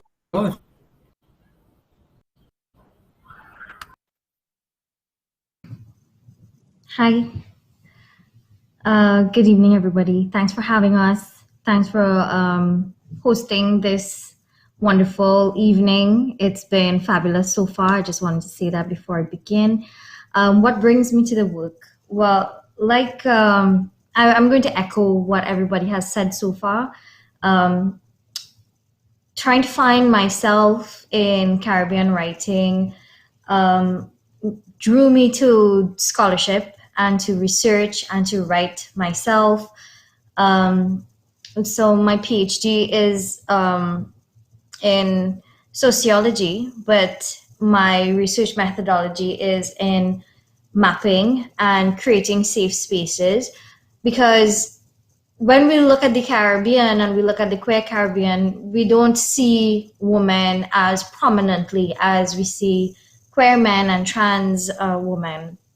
So my goal with my writing has been to reinsert same-sex loving women, whether they identify as gay, lesbian, or bisexual, or queer, or nothing at all, to reinsert them into a narrative and into the space where we can see women who are same-gender loving thriving and not having to frame them in this narrative of queer or die, run away kind of narrative, but to show that in the Caribbean there are these spaces where women are able to have full lives, and the ways in which they do that, the ways in which they find these spaces of belonging. So finding myself was one of the things that brought me to not activism, to academia and to doing this kind of research. But yes, I did provide a super short bio. One thing I missed was that I am the Director of Research and Development for the Silver Lining Foundation, an anti-bullying organization based in Trinidad. And what has drawn me to that work, because it's tangential, similar to my academic projects, but at the same time, it's a different kind of work. It was to go beyond myself, that if I were to leave an impact in my community and on this world, it would be for it to be better. So who is it going to be better for? For the youth. So my work with Silver Lining has been youth-driven, trying to foster safe spaces in schools and in homes for students across the country. What I have had a hand in personally is our national school climate studies, where we've surveyed students in secondary schools across the nation. So we had the first survey, the data was gathered in 2015. The results came out in 2016. And we looked at 600 students. In about 2 months, our second survey, the report is going to be out. And in this one, we surveyed over 2,000 students. So it's been a huge growth in the students that we were able to survey and what we were able to find about the extent of bullying. And it's not related specifically to LGBT bullying, but bullying as a whole, because it affects everyone. And that's one of the things that we found. Most students are perpetrators, but they're also victims. And it's because of the cycles of violence that exist within our society. And that's not just Caribbean society, but the large-scale global society within which we are situated. So our work in the foundation has been to try to interrupt those cycles of violence, to interrupt bullying in ways that can allow students to have a more full experience of their education, so that they are able to learn without having to be fearful of being themselves, be fearful of their gender expression, or as cisgender as well, not have to be fearful of any kind of abuse that they may face in that setting. One of the recommendations that we have that we will be discussing later on is how do we expand that continuum and the ways in which we practice justice and social and emotional learning within the classroom, but also in homes and communities. Thank you. Thank you, Crystal. And now I'll just go next to Danya. Hi, good night, everybody. I'm really happy to be here and to see your Caribbean faces. So what drew me to the work? I think in the early days when I was at the University of West Indies, I felt a little alone, and I knew that I needed some level of community.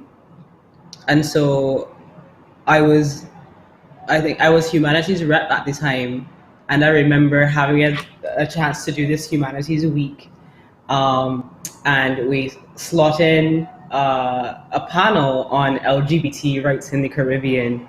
And at that time, it was seen as a pretty bold move. I think that was around 2012, 2011, something around there.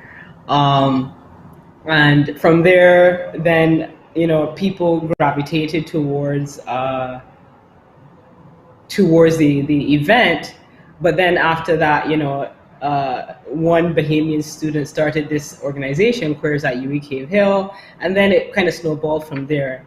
But I think at that point in time, I got into the work simply because I personally, as a queer person at university, feeling really, really alone. I'm like, I need community to see this through, like how I'm feeling. And I realized at that point in time, many other people wanted community too. So From there, Be Glad was born, and I did a lot of work on public advocacy, where I recognized that many organizations tend to do the work insular, which is very important, working with local communities and so on. But I felt there was a gap where we needed to do a lot of external work with people who had a lot of these stereotypes around LGBT people and communities, as well as to educate these people and to become visible, so that these stereotypes and these attitudes and behaviors will begin to change. So in short, I guess it started with community, and I've since left the NGO space just about 2-3 years ago, and started Pink Coconuts, a for-profit company and a startup, for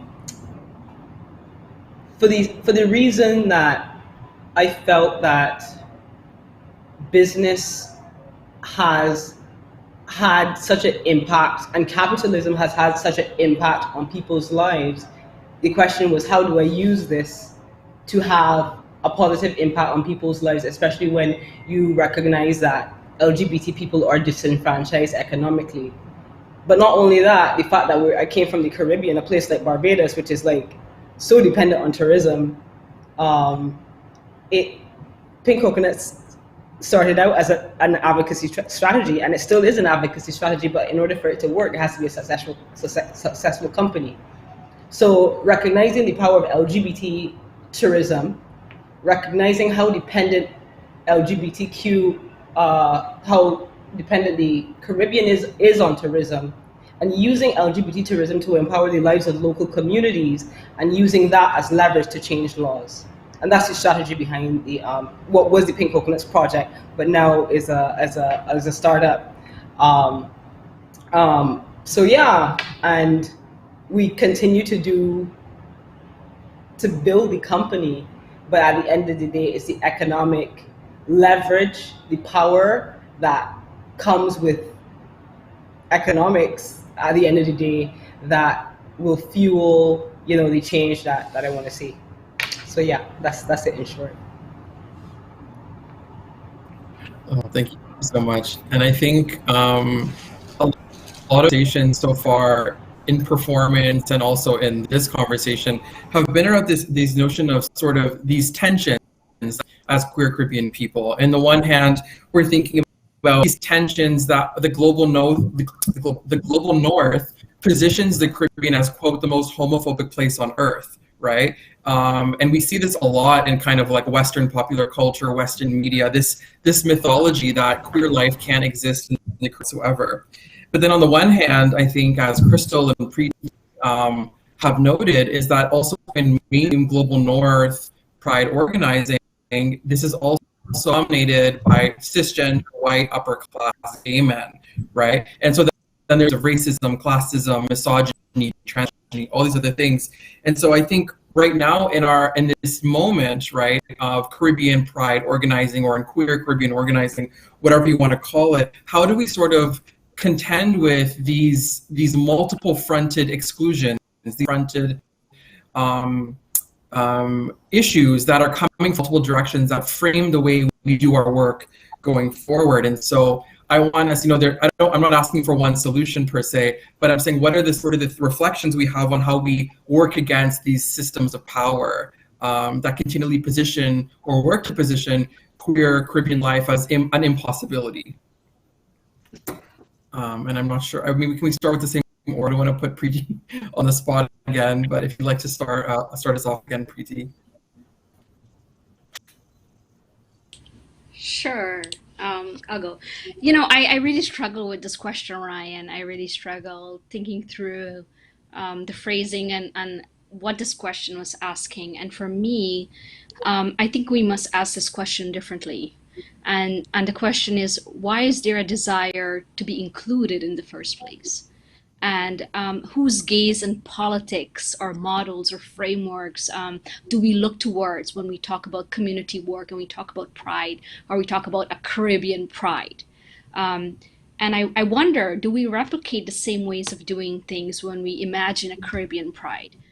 What is the nature of that inclusion? And what is the nature of that exclusion? Because the words inclusion and exclusion mean something from and something outside of.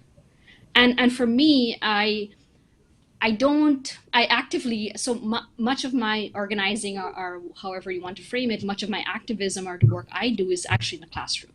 And for me, that works on decentering a North American white political gaze. It's not about centering Euro-North American ideas of what queerness is as the starting point of imagining queerness and belonging.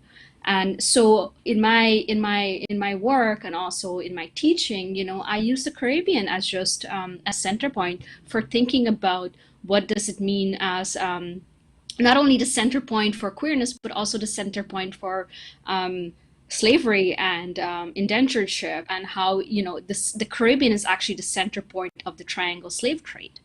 And there is something inherently queer about that process to begin with.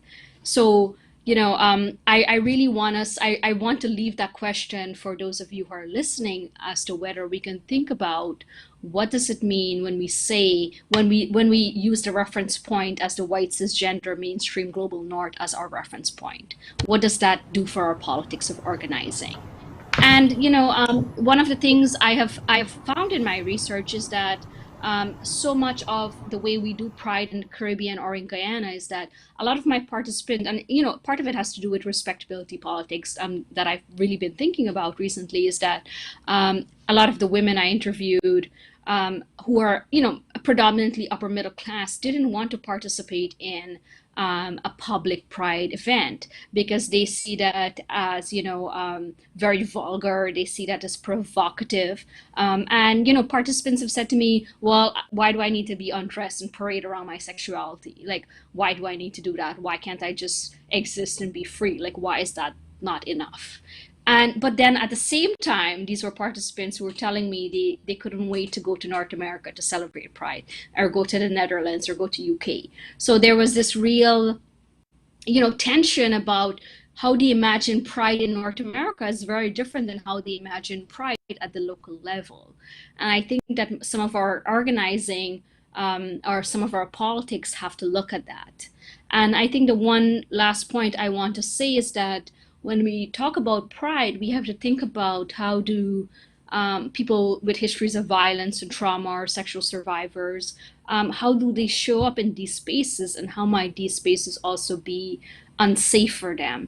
And can we build a different sort of community that departs from a Euro-Western idea of Pride? Can we reimagine Pride at a local level that accounts for some of these differences and some of these tensions? So these are some of the questions. I don't think I answered the question. I think I actually posed more questions, but I will pause there, and I am excited to hear what my other panelists think about some of the questions that I also have. So thank you. I think Oh, sorry, go ahead, Danya. Okay. I think I said before that I think the LGBT movement overall is just largely Western, you know. So I think by default what we do is replicate these certain systems and these ways of doing things because it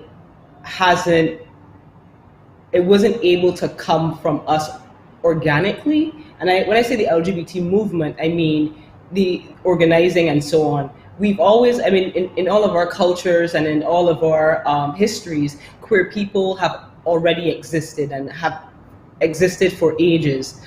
And due to colonization, what happens is that, you know, we kind of destroyed the histories that we had, and now we have this different relationship with homosexuality that we're now grappling with as a post-colonial society, and how LGBT people have been represented in law and how we feel about them now because of that interrupted history, so to speak. And now that and I feel like even LGBT movements and organizations get their fuel from the West, because fuel meaning in very literal terms our funding, fuel meaning our inspiration, the just seeing queer people, you know, living their best lives on TV or in books and so on. It gives us inspiration, but it also informs how we do things. So when you speak about pride and what pride organizing, you know, looks like, we will have to like literally start from scratch. But the truth is, and I don't think there is a real solution. I mean, the more, I think what we can do is try to, I think like you mentioned before, try to make it as localized and incorporate, you know, it's exactly what the Caribbean, Caribbean Equality Project is doing, incorporating all of this culture and all of our Caribbeanness into it, to just literally inject as much of our own culture, our own histories into it. And when we take from Carnival and so on, and it makes it very, very us. But I think at the end of the day, the framework for it is Western, and we can't really get away from that.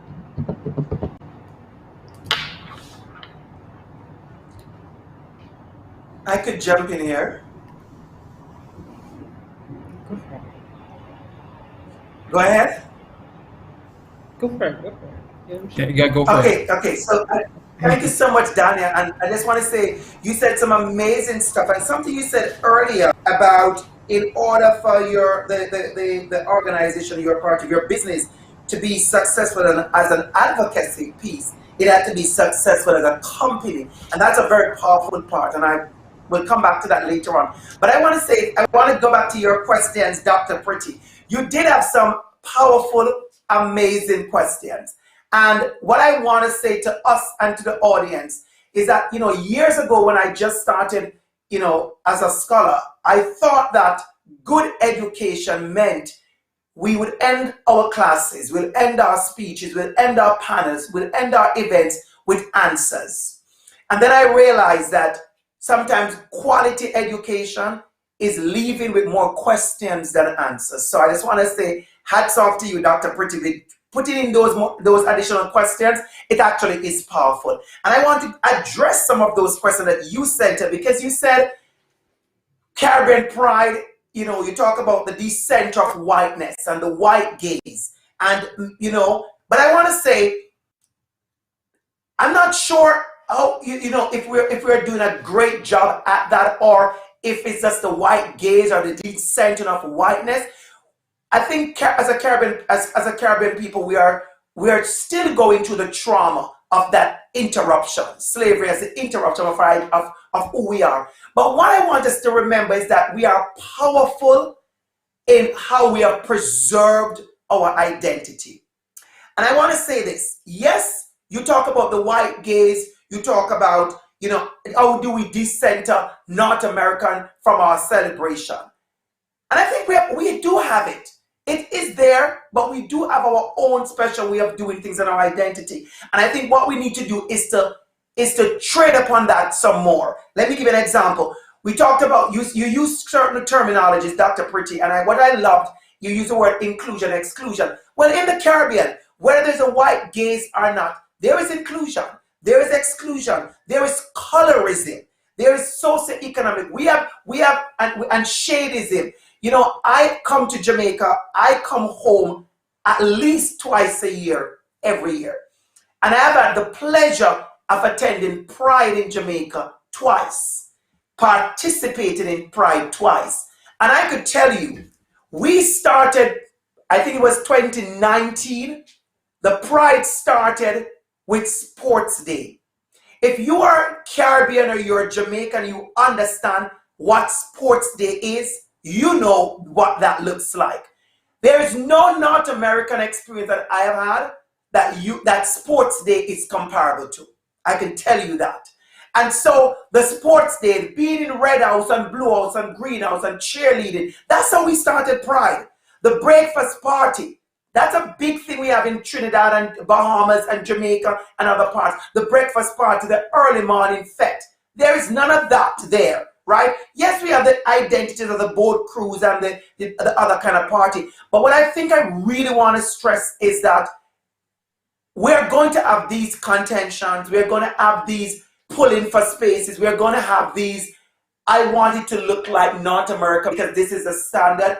But I want to give respect and I want to give honor and I want to give big up to Caribbean resistant LGBTQ groups. I know, for instance, Transwave in Jamaica, who is doing amazing work at carving out their own sense of identity, their own way of celebration. And I think what it is, because I like the example you used, Dr. Pretty, what is it is that we have to learn how to like what is ours more. And it goes back to our story. I think we are so accustomed to borrowing from others because what we think what we have is not good. Think about in so many things we do in Jamaica, in the Caribbean, in Trinidad, that we like to borrow from North America because something in our psyche, something embedded in the trauma that we experience as a captured people or enslaved people, our historical, our disrupted people, is that something inside of us says what we have is less valuable. What we have may not be the right thing. And so sometimes it's like you're asking, do we use a Congo drum? Do we use a steel pan? Do we use this? Do we eat that? Do we show that? And sometimes it's sad to say, only when someone white, tourist, comes and give it value, we realize how valuable these things are. So I think a part of our resistance, we're talking about love and resilience in a pandemic, is that we have to learn to love our identity. We have to learn to love and appreciate more who we are, what we have to offer, the treasures and the power and the talent and the gifts that we have. And we have to make space for that. We have to make space for that. So I like the idea with your original question, Ryan, that there is content. There is a content. It's not going to be resolved. But I think I want to make sure we understand that LGBTQ people in the Caribbean have been resisting. We have been carving out spaces. We have been creating our own identity. And I have been to gay parties in Jamaica. I've been to gay events. And I could tell you, they are they are not nowhere near North American style. We have our own way. When you see that DJ strike up that music, when you see we know how to do us. We know how to do us. And I think what we have to continue doing is to appreciate that we know how to celebrate, how to create space for ourselves more. But the contention you talked about, Dr. Pretty, is still happening. And I think we have to continue how to go through that muddy, messy part of carving out our identity as Black, Caribbean, Indigenous, two-spirited, racialized LGBTQ people, and see the beauty of that and not keep on having ourselves measured against a North American standard. So I think that's important. Thank you. Thanks, Andrew, and I'll give Crystal a chance to speak next. It sucks having to go last, especially having to follow such a powerful delivery. What is left to say? I agree with everybody. Excellent points. If I had to add anything, I would say, one thing that comes up in my research and that Dr. Kumar touched on as well is this issue of visibility, and coming out and having pride is something that is framed, in a very Western way. And I was watching this, I put on some mindless dating show the other day, and this guy, he said he cannot conceive of dating somebody who isn't out to their family and so on. And that whole idea of outness is a very Western concept, that you need to declare your sexuality, you need to declare your preference, because as Danya said, queerness has existed in the region for a long time. Queer people have existed in so many cultures since ever. And this idea that you have to be out in order to be proud. You have to be out in order to take pride in who you are. And you have to be visibly queer in order to be queer. You know, that's a Western frame in and of itself. And that then frames everything that comes after. You know, if people don't necessarily want that, a lot of people would, especially in the women that I have interviewed and other women that I've encountered, they want that privacy to just live their life and not have to deal with, you know, somebody treating them differently because of their sexuality. For them, what freedom is and what pride is just being happy to be themselves, to live in an authentic way as they deem. Just as Dr. Campbell was saying, you know, we do ourselves in the Caribbean, we do us. And, you know, that happens on a community level, but it also happens on an individual level. And when we start to judge queerness by a Western benchmark that, oh, well, you need to be out first before you can be anything else, then we're already looking for something that presents in a specific way. It keeps us from seeing queerness in ways that we are not looking for it. You know, pride in the spaces where we're not trying to see it because we already have a coded idea of what pride looks like, you know, what queerness looks like. So I think, you know, just beginning by separating it in that sense and saying, well, you know, visibility is not necessarily queer, or it's not legitimacy. That already, you know, sets us up to have a different conversation as well.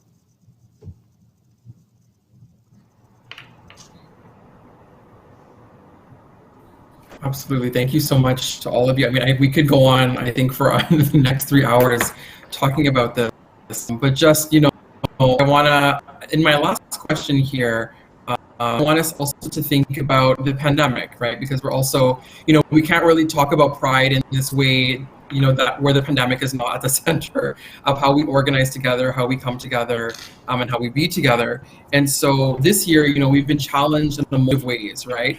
As not just COVID, other sort of pandemics have been exacerbated and have asked us to rethink how we, again, organize and do queer Caribbean organizing.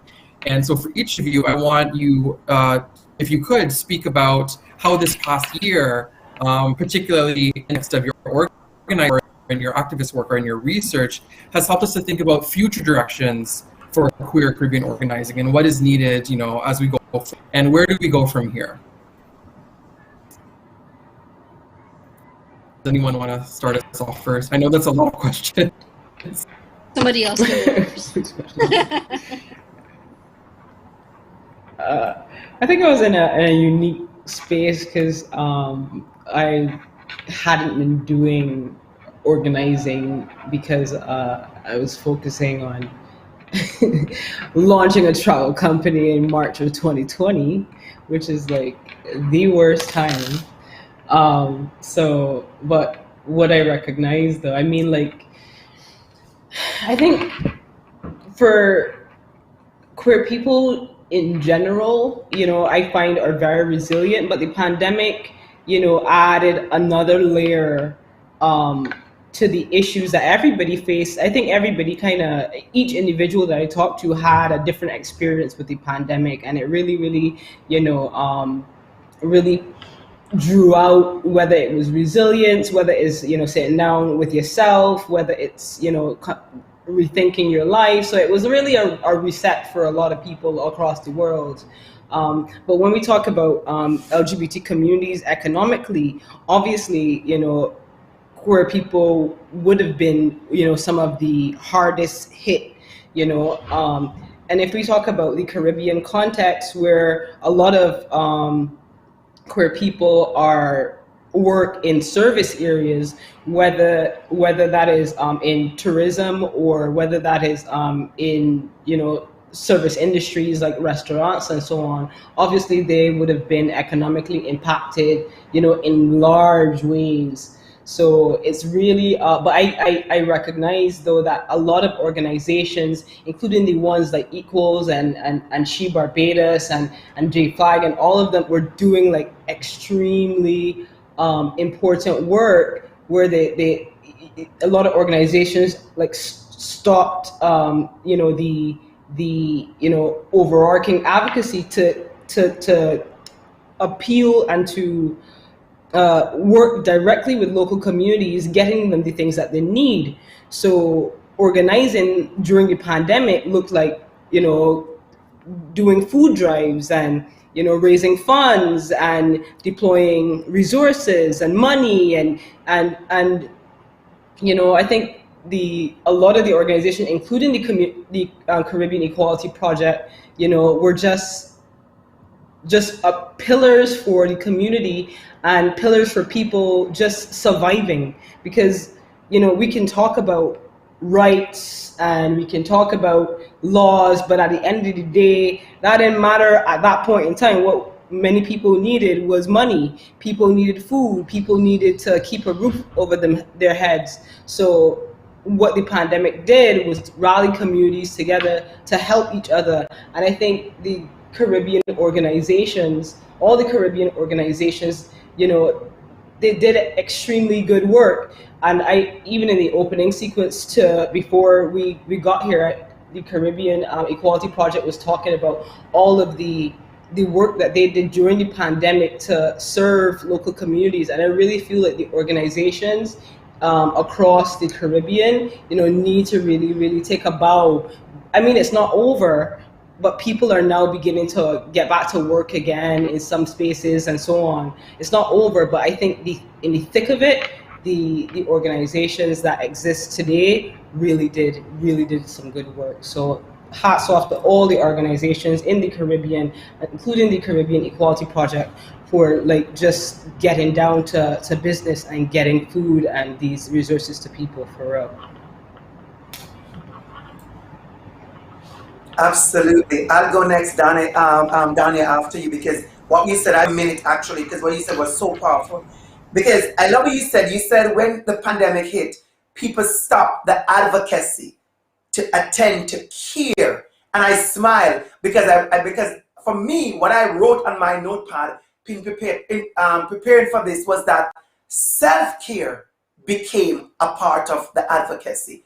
And I think we have to remember, especially for LGBTQ folks, self-care, teaching us and teaching LGBTQ folks how to love themselves as a part of self-care and to find that space. I over the pandemic, I use a lot of hashtag Black Joy. I use a lot of self-care. And self-care sometimes, as you said, it's a million different things to a million different persons. But I think what I want to highlight was in the pandemic, I want to go back to the word resilience.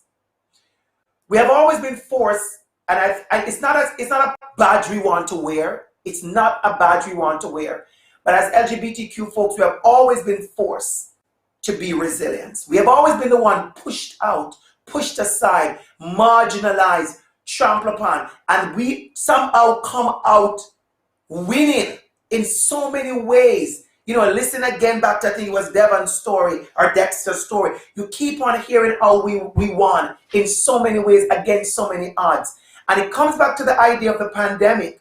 And as you said, the many LGBTQ organizations, including yours here in the Caribbean and in Canada, Black Cap and Moyo, and ones that I know as well, and in Jamaica, others, what they did was, it wasn't like they stopped advocacy.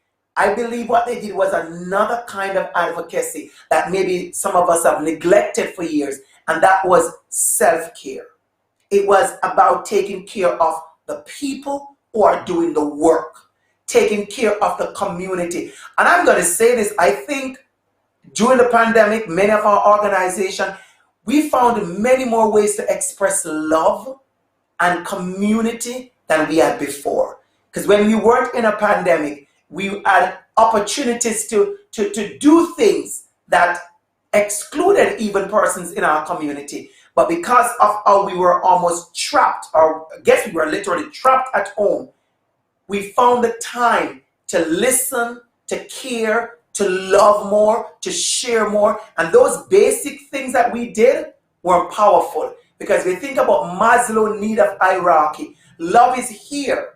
Love is way here. Love and belonging is here. Below that is the psychological needs. And I think what we did in many organizations, listening to the report from your Caribbean Equality Project, the many ways in which you met the community at the very, very first level of the needs hierarchy. The very, very, very, very first level. And I think when we do that, and because we are doing that, I think a lot of twist LGBTQ people have found more love and more sense of belonging. So the pandemic pushed us, but the pandemic also reminded us or showed us that we had creativity in our resilience. And again, I'm going to join with you, Dania, and say hats off to this organization and to the many Caribbean organizations in the Caribbean and in America, North America, and in the UK and even Europe that are doing real work of advocacy, of self-care and mental health and well-being. So I think it's pushed us there, and I think we rose to the challenge. Thank you.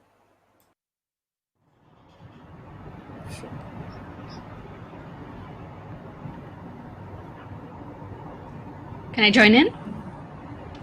Of course. Yeah. Yeah, I really love how you ended that, Dr. C, and I'm gonna call you Dr. C from now on. You know that, right? I think you're on point about something around mental health, and I think for me, not only did this pandemic force us to kind of slow down and reset, but it showed us how what it means to survive is not the bare minimum anymore. And for me, as a queer, self-identified woman, Indo-Caribbean, Indo-Guyanese, all of these things, like, it was me about slowing down and taking active time to reach out to people that I didn't think I was reaching out to before. Just to check in about how they were mentally doing. And I think one of the big things in our community, it's not just about employment or lack of status or citizenship and those things, and they're very important. But I think what the pandemic has revealed to me as a person, as an educator, is that how do we prioritize our mental health as individuals, as a community, as a collective, especially as Caribbeans who are displaced, as Caribbeans who are asylum seekers, as Caribbeans who may or may not go back home ever, as Caribbeans who remain in those spaces where, we have lost our job and are forced to be back with our parents. And, a few of my participants that I've checked up with in the pandemic, are choosing to remain in situations that are really unhealthy due to poverty and financial insecurity. So the issue of mental health, I think, has come to the forefront in such a pressing, alarming way that we really haven't given light to or talked about in our organizing and in our advocacy in the ways that we have talked about, like food survival or legal rights or political rights. And I think the pandemic really created a space or a possibility to say self-care and mental health needs to be the focus, equally, if not more so, going forward in our conversations and our organizing. And that has led me, because I have decided to enroll, and Crystal has known some about this, Dr. G here. It led me to enroll in a psychotherapy program because I want to contribute and do something different for my community, and I see that as a community we need a lot of healing, and we need a lot of healing not only from our colonial trauma, our colonial legacy, but the ongoing trauma of intimate violence, intimate family violence, internal family systems, and the violence that we continue to experience on a daily basis. And I think we need to really, really think about the self-care and mental health component within all sort of form of advocacy and survival strategies that we talk about going forward. Because if the individual is not well, emotionally well, what does survival mean? What does that mean? Just, thinking about that at a basic human level. So thank you for putting that point out forward and allowing me to jump in, Dr. C. So thank you. Perfect point for me to jump in as well. The Silver Lining Foundation We have Stronger Families and Safe Space. Those are two programs that the Silver Lining Foundation has in Trinidad that are physical spaces where families can gain some psychosocial support as well as individuals. And during the pandemic, we have found more young people reaching out in need of support in that way because of everything that Dr. Kumar has cited, the living conditions, employment situation. The pandemic forced people into situations that were not necessarily comfortable to begin with, possibly abusive situations, and then now having to be confined in that space, not being able to access spaces outside of that where they find some joy and some comfort. It really took a toll on a lot of the young people who access our services.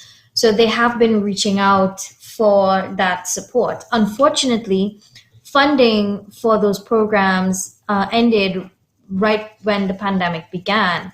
So during the pandemic, we were unable to have even virtual sessions because the everybody who works with the organization does so on a volunteer basis.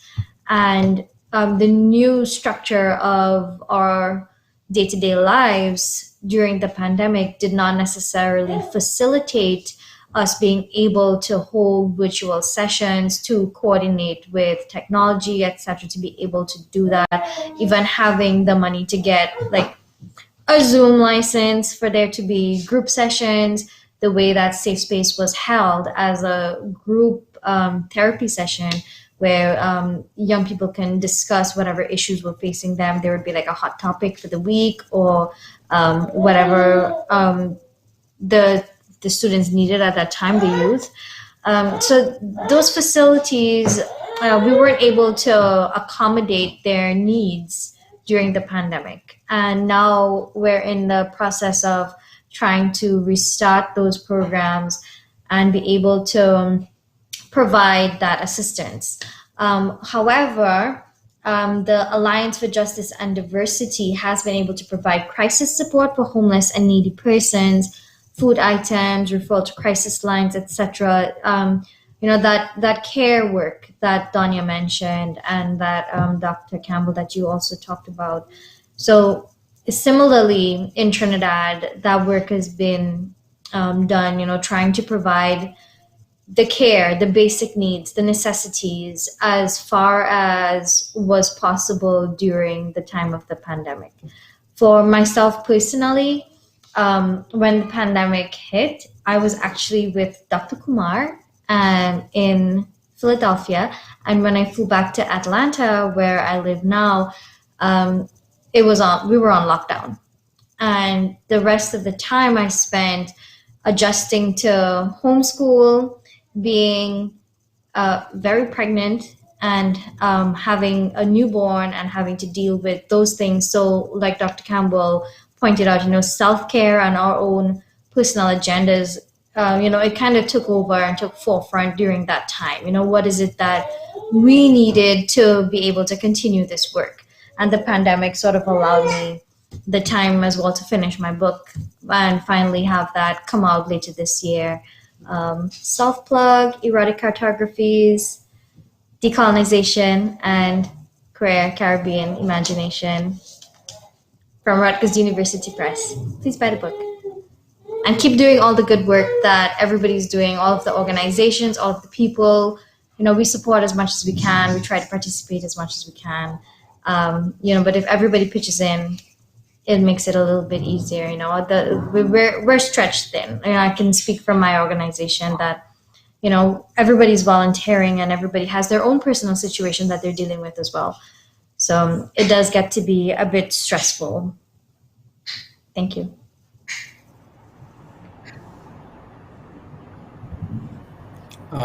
Just want so much, everyone. I know, as I said before, we could go on and on and on for hours and hours and talk about everything that needs to be talked about. But I want to say thank you so much to Dr. Campbell, Dr. Kumar, Dr. Gisiwan, and Don for being here today. I know some of us are in different time zones, in different parts of the world, and time is hard. I suppose Zoom, or like in Zoom world still. I don't know where other people are, but Canada, we've just come out of an 8-month lockdown. So we've been living our lives through social media and Zoom. So I know for a lot of people, the last thing they want to do is like get back on and spend 2 more hours. But as like Dr. Gasiwan said, the work is very important, and any way we can try and come together right now, I think is super important, especially for us kind of split off in different spaces and different geographies.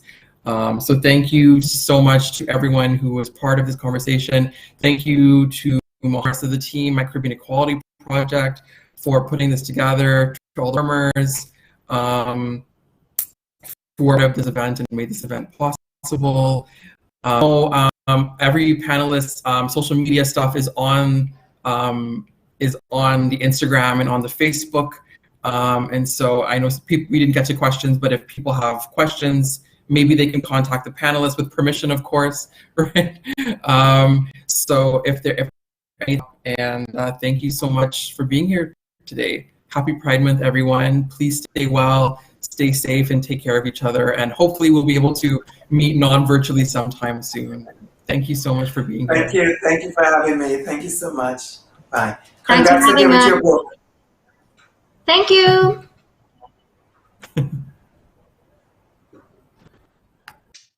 All right, Ryan, wow, thank you for hosting such an amazing panel. And thank you to Dr. Kumar, Dr. Campbell, thank you to Danya, thank you to Crystal. We really appreciate y'all offering your words here. I learned so much, and particularly during this time, I'm really excited to just continuously learn from people who are doing the work, including you, Ryan. So thank you.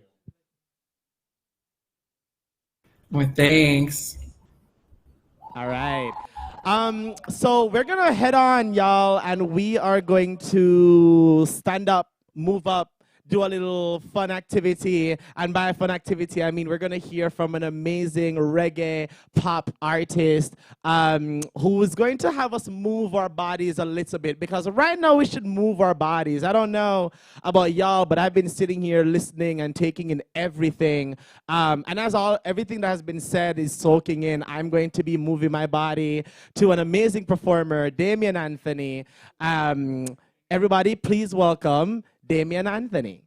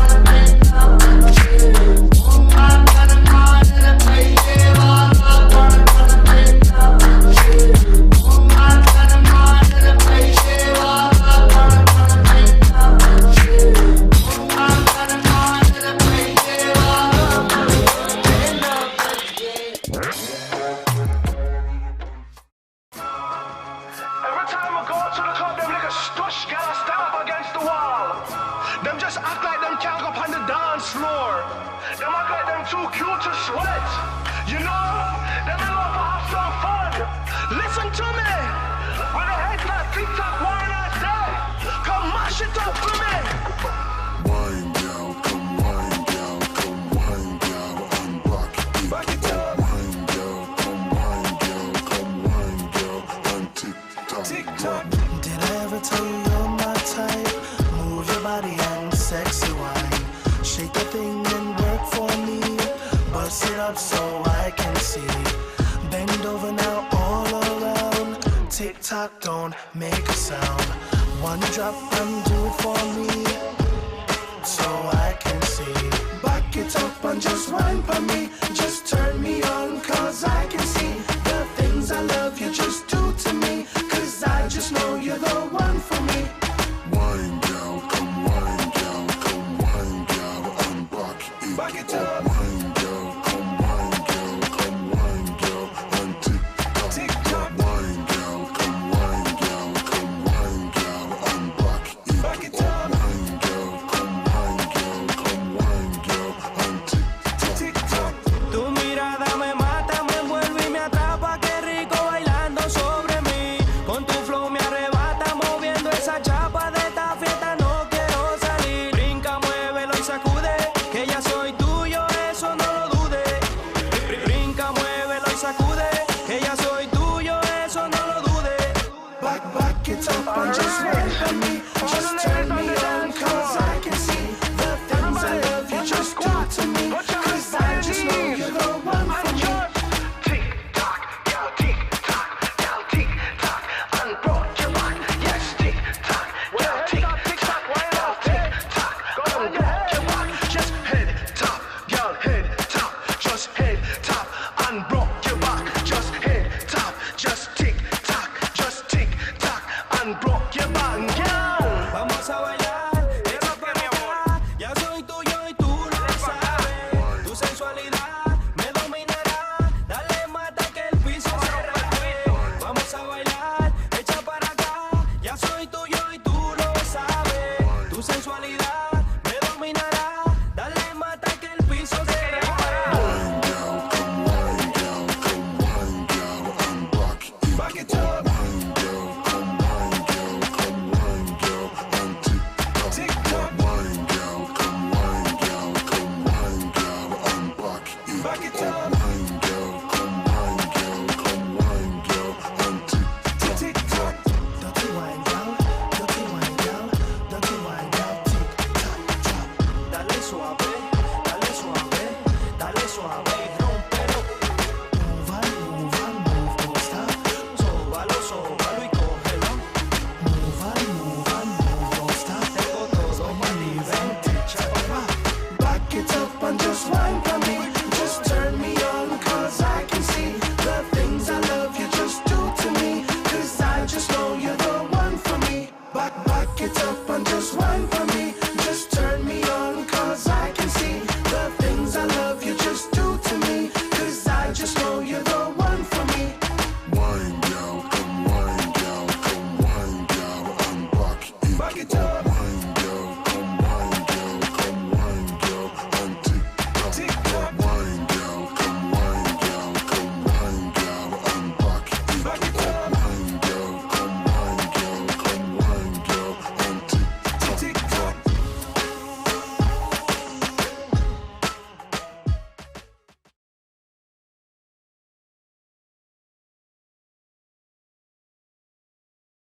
Come wine, girl, and tick tock tock wine, girl. Listen, the way the man come tell me something wine, don't look at me I sit down.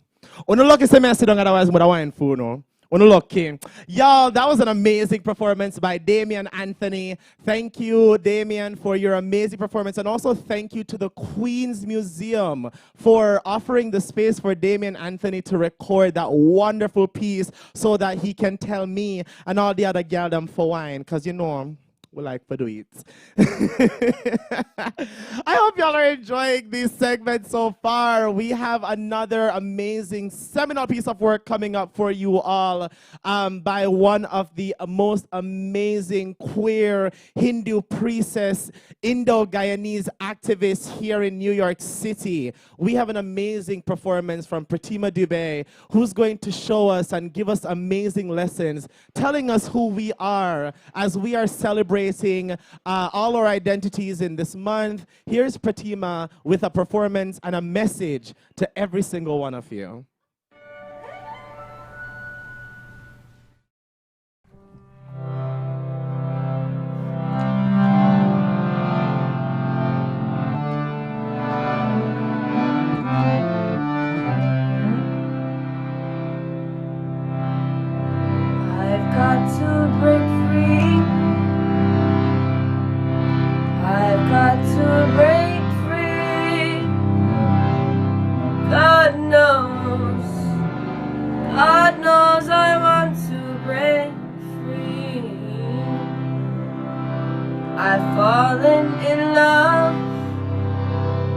I've fallen in love for the first time. This time I know it's for real. I've fallen in love. God knows I've got to break free. I've got to break free. I want to break free. Yeah. I want to break free. Om Shakti, Om Shakti, Om Shakti, Om. Om Shakti, Om Shakti, Om Shakti, Om. Om Shakti, Om Shakti, Om Shakti, Om. Om Shakti, Om Shakti, Om Shakti, Om. Om Shakti, Om. Om Shakti, Om.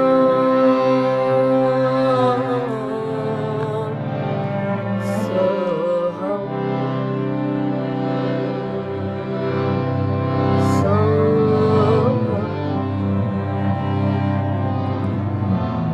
Shanti, Shanti,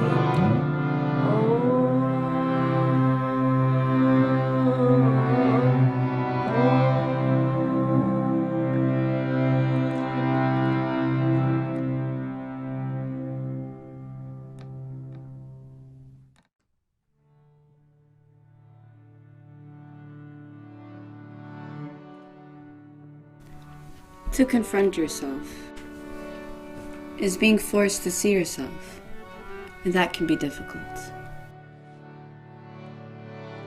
It means taking accountability, taking responsibility, looking inward.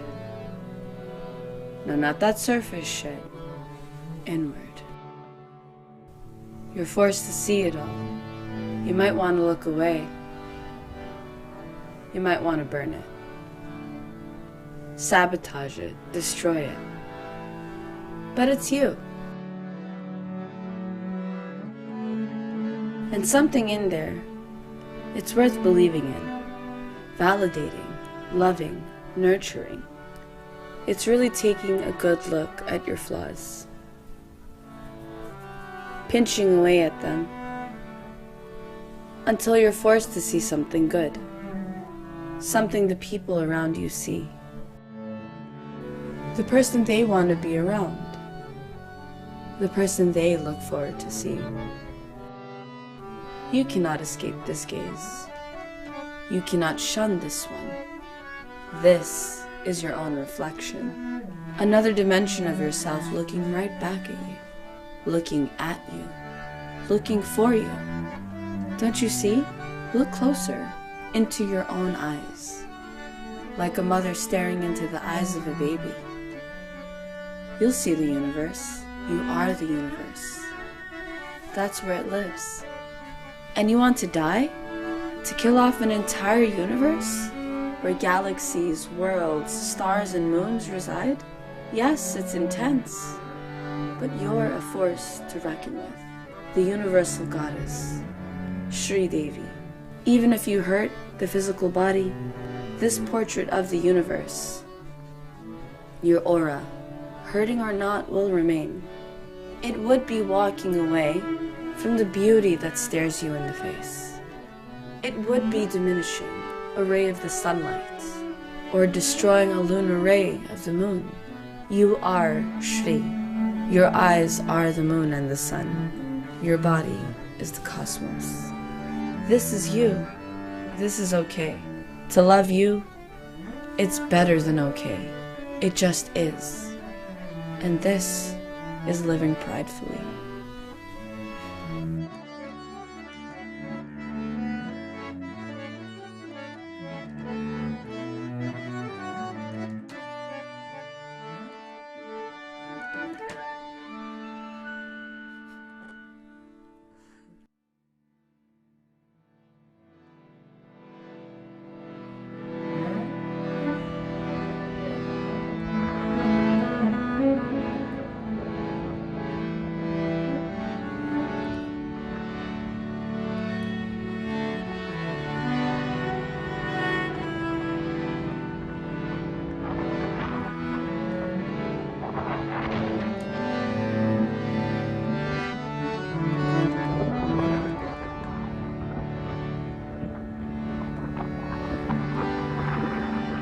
So I just found a picture of Kal Bhairav in the water.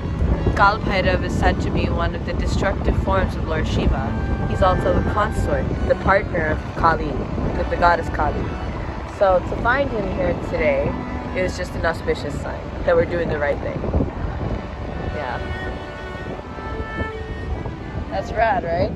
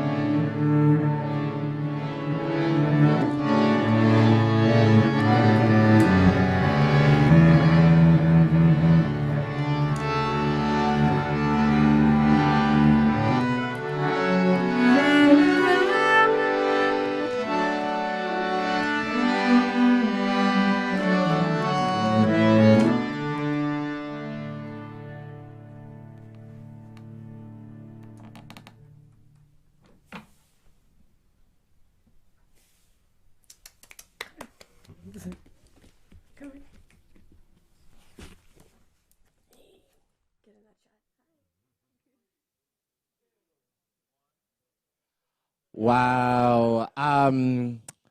I have been called many a things in my life, and y'all can interpret that how you choose to.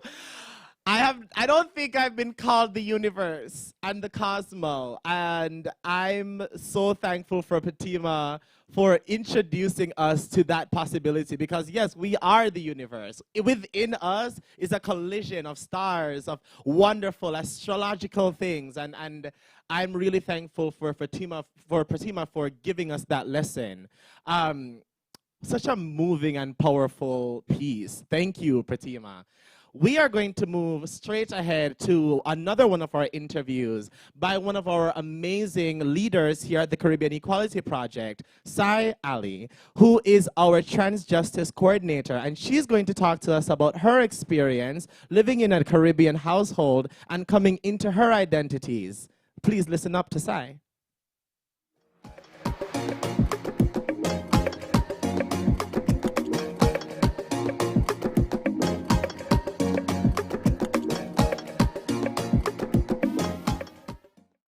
Hello, my name is Sai. My pronouns are she, her.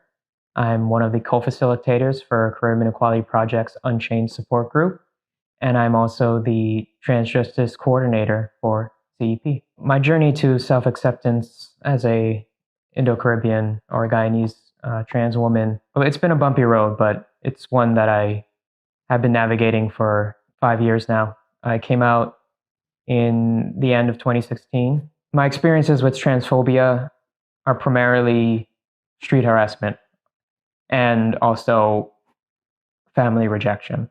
And of course, I also had quite a bit of internalized transphobia that I had to work out.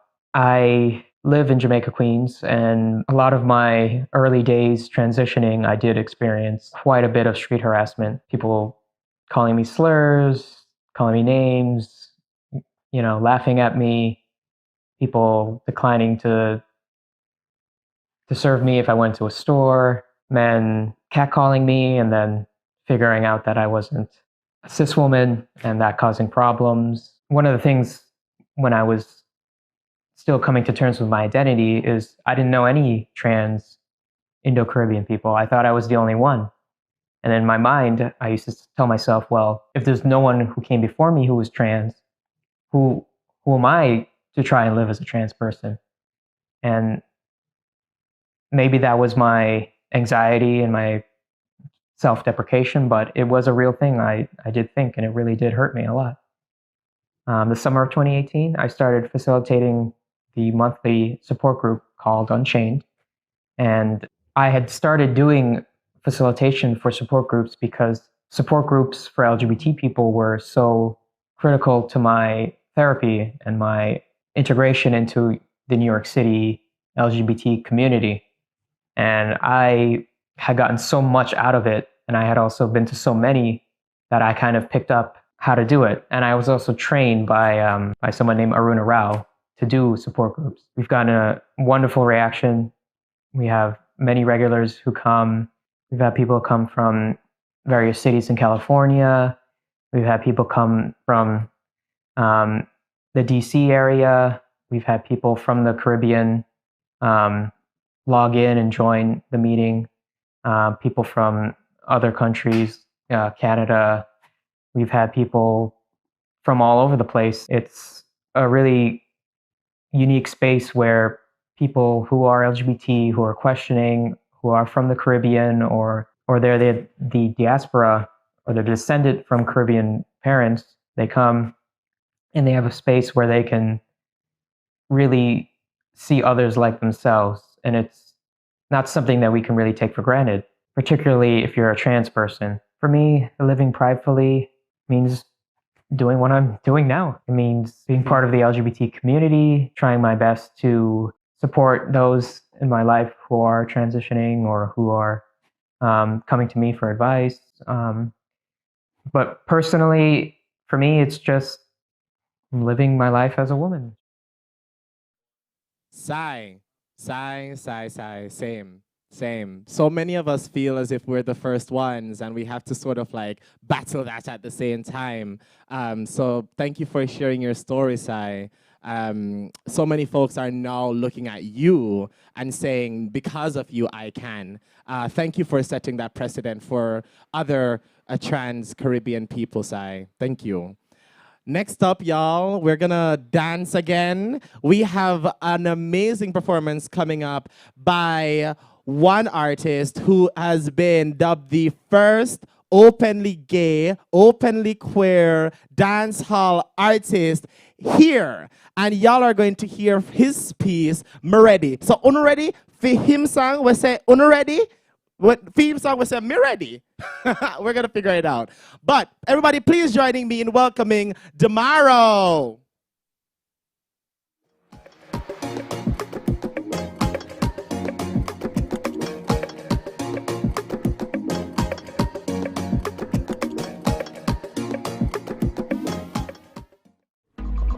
Caribbean equality, living pridefully. You don't know a rude boy, Demi. Yo, me ready. Tell everybody get ready. Jamaica rude boy coming through real heavy. Straight to the top, non-stop, that's a medi. No play around, get bags. Me ready. Me tell her say me ready. Mama need a crib, so I gotta move money. I work hard every day just for the family. A real island boy that get jiggy. Pop bottle, slow wine, dance all merry. Live it up, doing me, I'm getting money. One life, no stress, good vibes in me. Rude boy. Me ready, me worldwide ready. Copping the Porsche, dash with the Chevy. Buying a mansion down at St. Mary. Big up my friend them, what's up Gilly? Me ready, me globally ready. Socks and bands secure already. Next week I got to go to Sicily. Perform a few show, get a few milli. Me ready, me totally ready. Me thing I shoot and I can't stay steady. Me ready, me physically ready. One in my body and roll in my belly. Me ready. London, me ready. New York, me ready. Dubai, me ready. Tokyo, me ready.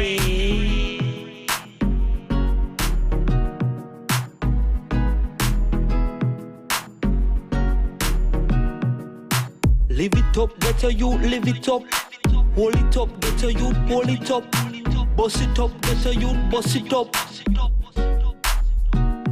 Me ready, me ready, me ready, me ready, me ready, me ready, me ready, me ready.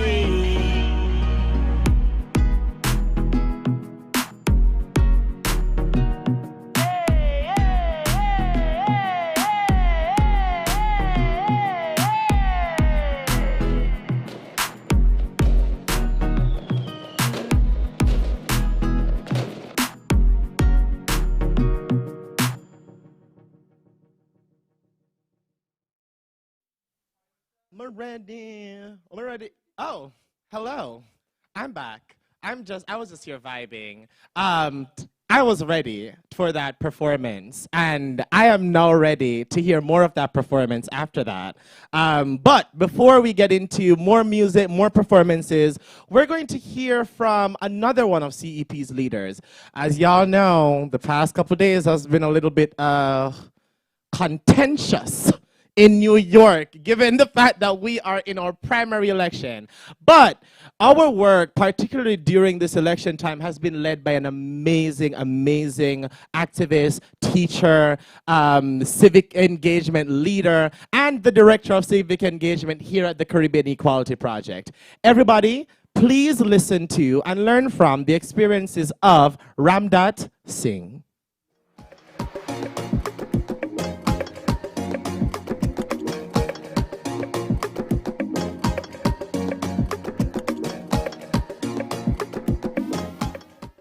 My name is Ramdat Singh. I am the Director of Civic Engagement for the Caribbean Equality Project. I'm a lifelong Bronxite, growing up living in the Bronx. I am a queer Hindu in the Caribbean and son of Guyanese immigrants. And most importantly, I am a public school teacher teaching middle school and high school special education and social studies. Growing up in New York City, specifically the Bronx, it was hard to navigate all of my identities and to see how they are intersectional. Accepting my Hindu identity was much easier because My parents would take us to temple every Sunday and would also, do our pujas every year. However, in school, it was harder to explain this to my fellow peers because they didn't understand what it meant to be Hindu. They didn't understand what it meant to be in the Caribbean because they haven't necessarily met someone that looked like me. When going to school, sometimes I would smell like curry because my mom would get up early to make, breakfast for my dad and to make his lunch for work. So I would show up to school and with a little slight hint of curry, and my classmates would be like, classify me as like that Indian boy that smells like a little bit of curry.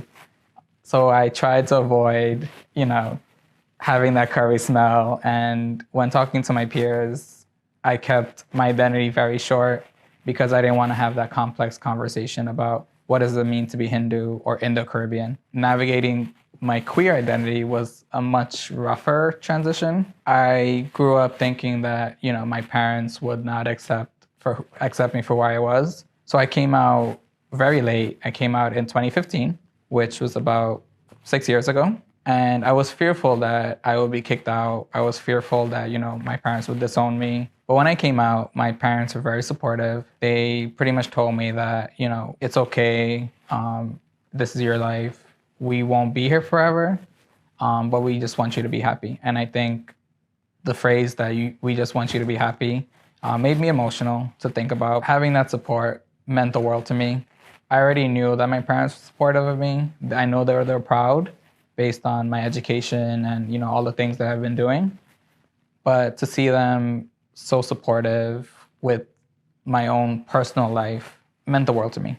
It told me that some of the stories that we're presented as a queer person is not always the end result. There are families out there that are supportive. There are families out there that will not disown you. And the narrative that all Caribbean households are, not supportive, my family is the one that helped eliminate that false narrative. So at the Caribbean Quality Project, we have been focusing on civic engagement, but what does civic engagement look like for Caribbean LGBTQ people and also our heavily Caribbean communities in New York City? Looking at these very Caribbean communities, such as Little Guyana, Little Haiti, Little Jamaica, Castle Hill Soundview in the Bronx, Wakefield in the Bronx, right?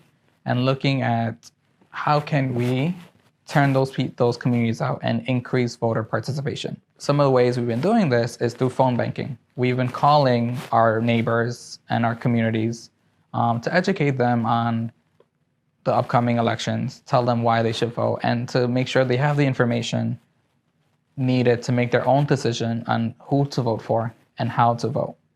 And last year, in 2020, CEP took on the role of ensuring that our communities were counted. Our efforts showed because New York City, compared to the rest of New York State, had a higher census voter outreach rate.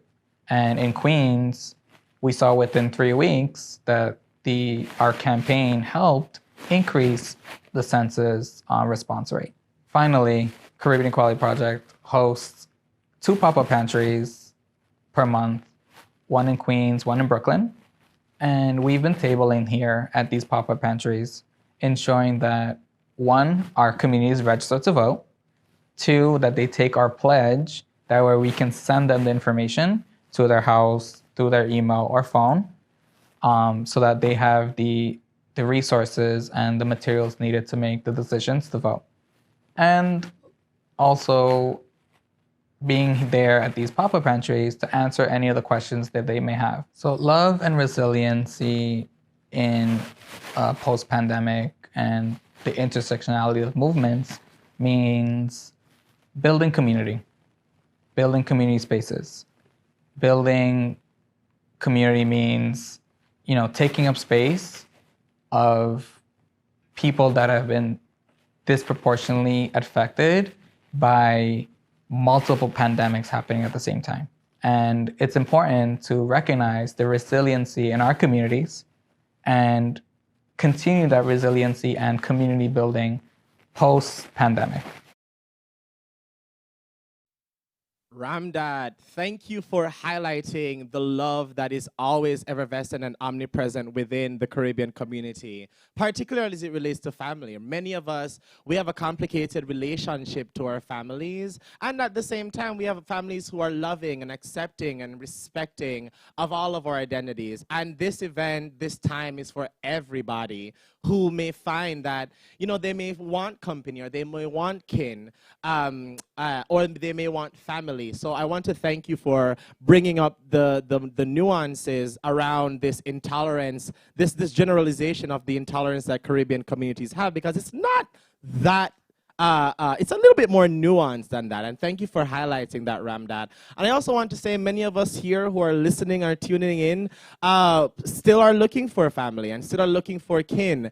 And I want to say that, like, that is valid. That is valid. And we want to say that here at the Caribbean Equality Project, y'all are family. We are family. You can always reach out to one of us and we'll be here to offer that kinship and that connection.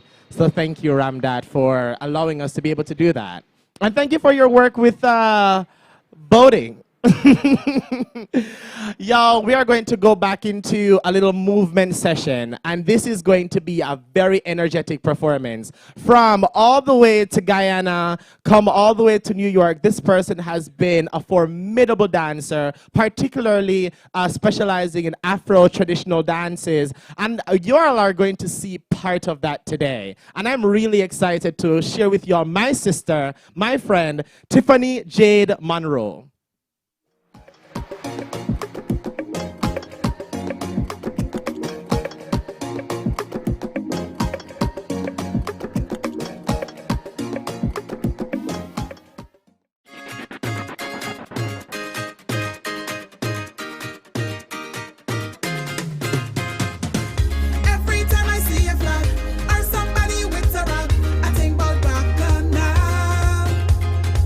I am the golden arrow.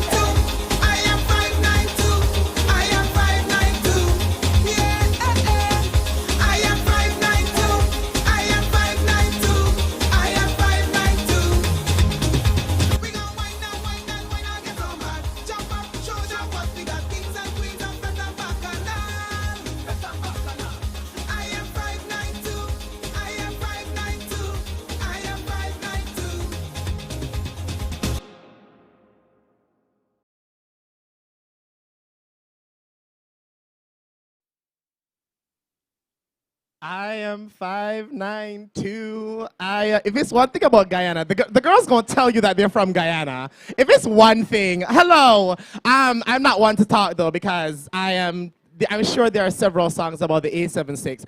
If you know your area code for your respective Caribbean country, could you tell me? I'm doing research. Please, thank you. Keep that energy. That's exactly what we're going to be doing for our next performance by the Tarang Dance Troupe, an amazing group of performers who are going to show you the wonderful works that they've been cooking up in this little amazing studio that they're going to be doing. Everybody, please welcome the Tarang Dance Troupe.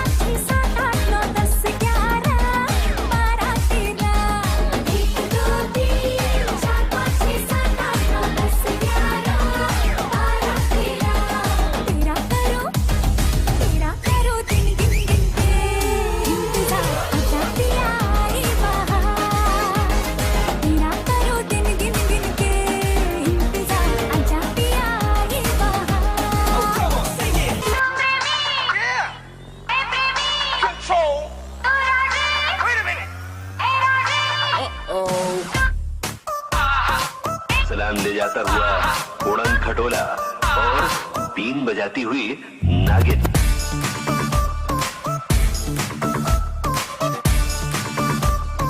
Shake your body, girl.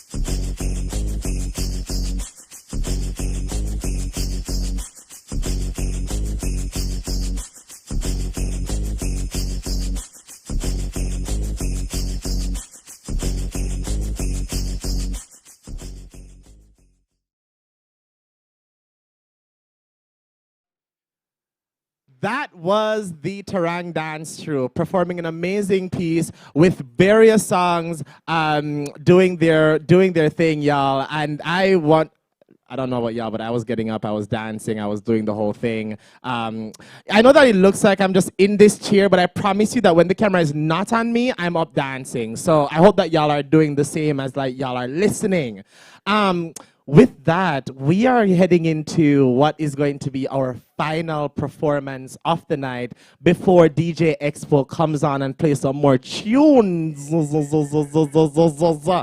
But before we do that, we have an amazing performance by a Belizean drag artist and activist, and she's going to be giving you all of the energy, all of the things that you need as you prepare for the ending of this event. Everybody, please give it up for Jalissa A. Ross.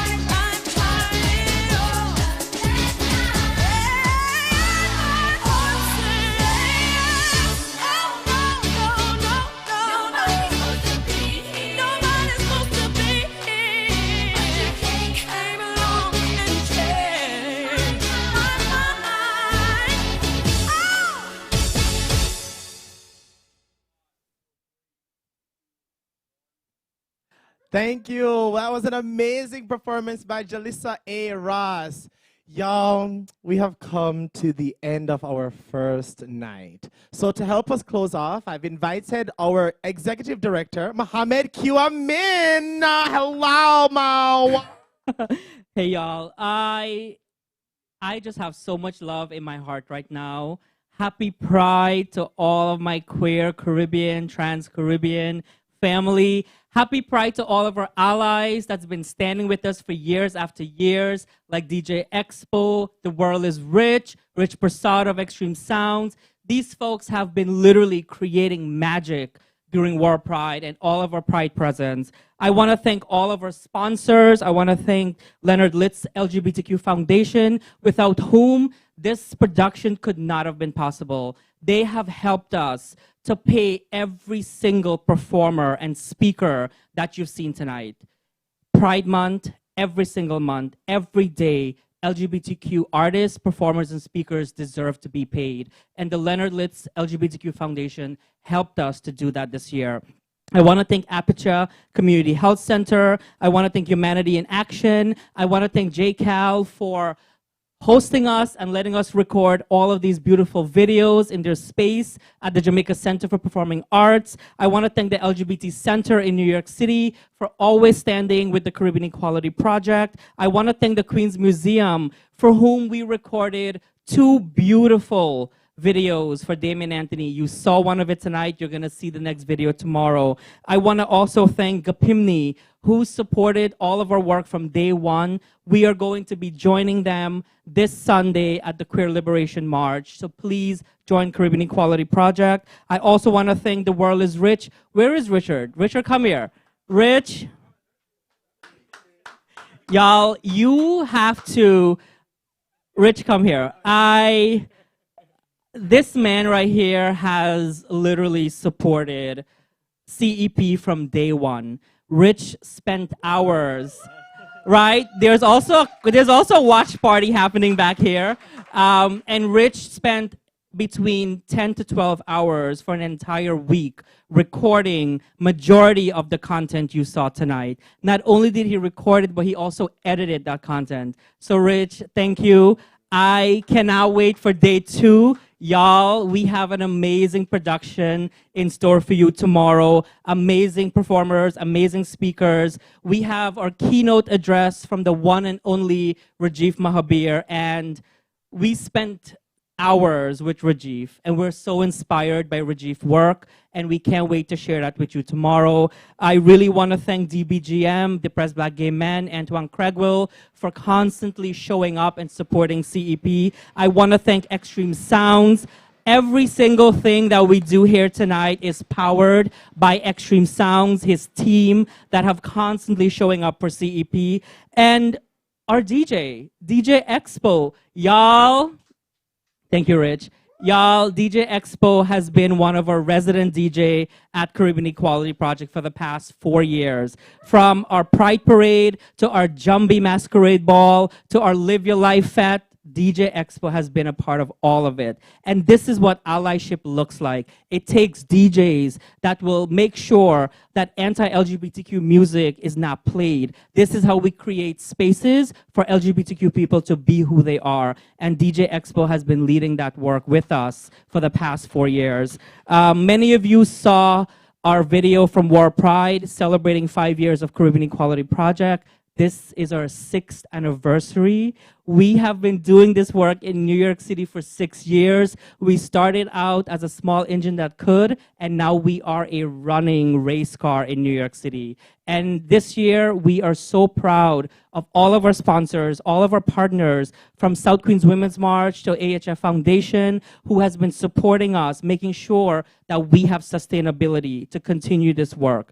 So tomorrow, join us for the conclusion of Live Pridefully, Love and Resilience Within Pandemics. We have an amazing program for you. I'm going to turn it over to DJ Expo to entertain all of you for the next 30 minutes. Make sure you donate to continue to support this work. Make sure you share the live. And before I close, thank you to our panelists. Thank you to Dr. Campbell. Thank you to Danya. Thank you to Dr. Crystal, Dr. Preeti, Dr. Kumar, Ryan Prasadi, sis, I love you. Thank you for hosting that panel all the way from Toronto. We can't wait for tomorrow where Kadeem is going to moderate an amazing intersectional panel with 2 amazing speakers. Y'all have to stay tuned.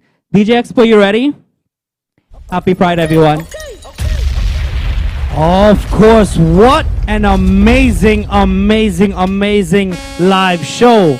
Ladies and gentlemen, this is day number 1 of 2. Don't forget, we are right back here with you guys tomorrow. Same time, same place, Facebook, YouTube. Shout out to everybody, the whole entire Caribbean Equality Project, Mo and the entire team. Shout out to my family, Extreme Sounds. World is rich. And at this time, ladies and gentlemen, let's take it to a different level, right? Let's cool down everything because, as you see, Kadeem made a beeline. Kadeem made a beeline. But you know what? Let's take it to a different level. Ladies and gentlemen.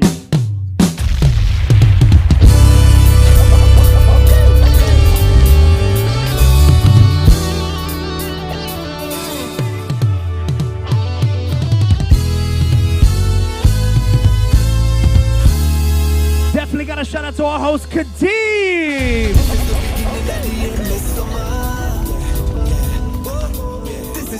Summertime is here, people. Come on.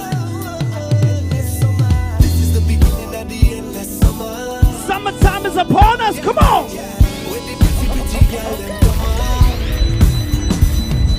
This is the beginning of the endless summer. This is the beginning of the endless summer.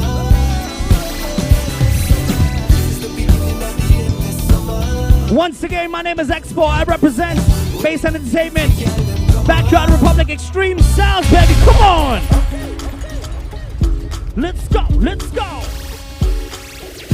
As I take you guys out nice and easy, don't forget, make sure you tune in tomorrow. Well, I can give me love, oh. Now you the catch my shot, oh. For your sake, I go touch you. We go drive around for my Porsche. Yep, come on. Baby, pana, they say you like you all. I get you all. Baby, pana. Shout out to all you guys that's been rocking with us all night. Love and appreciation. This is Live Pridefully. Day 1 of 2. Love and resilience within pandemic, baby.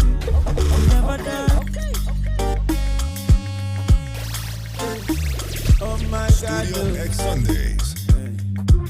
Let's mix it up, come on. She come for the area. Say all the man them Joe Ajo. All the boys down Kulugu. Say let the dance Kulugu. You feeling me, baby, while I'm golo. I'm the king of the Kunto.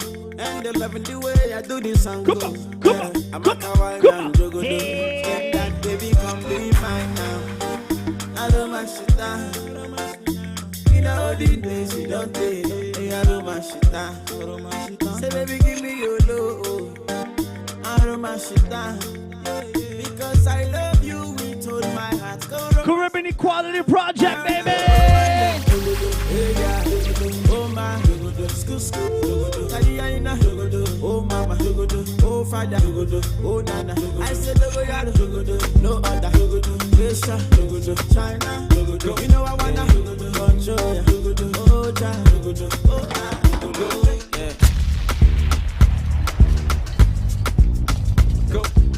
Nice and easy on your Wednesday night, baby. Expo, let's go, come on. Another man food is another man poison. Go, yeah. Monkey no fine, but in my mind like I'm.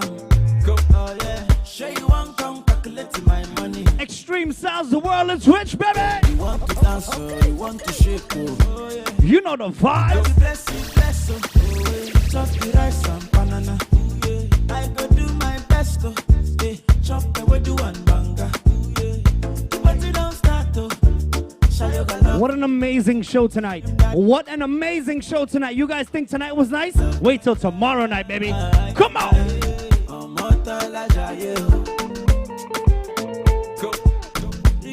Make you always so. Do your own, make I do my own. Yep. Kadim, let's go. Come on. Come Kadim, show them. Come Kadim, show them. Wow. Hey, wow. Hey, wow. Hey, pull out there.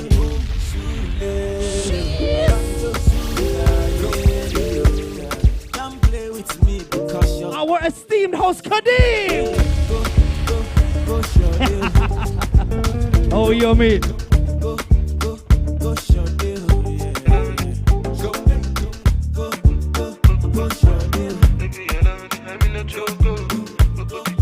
Like I said, I'm gonna take you guys out nice and easy, right? Come on, hold on. This is Caribbean Equality Project, baby. None other than the very best. Go. Angelina, the cool in my temperature.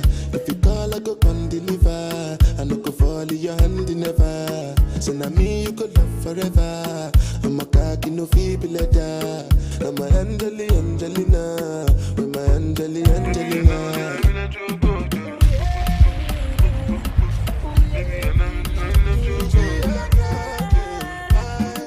Let me take y'all a little different. Hold on.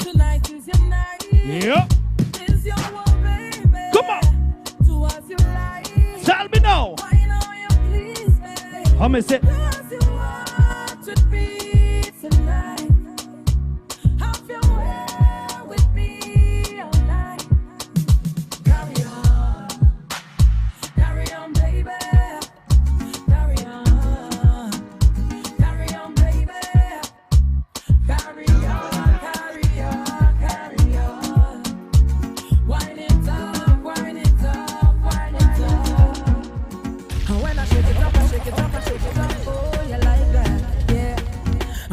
Y'all just rock with me, man. Rock with me, baby. I got y'all for some time. Hold on. Give it to me, baby. I like that. Nice and easy on your Wednesday night. Shout out to everybody all around the world right now, baby.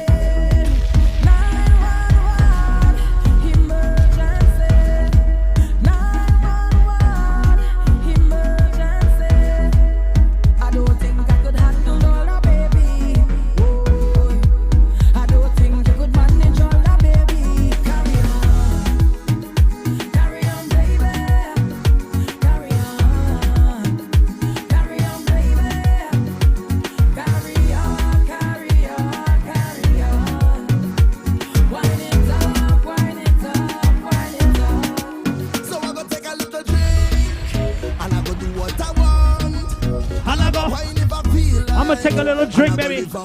Happy Pride, everybody!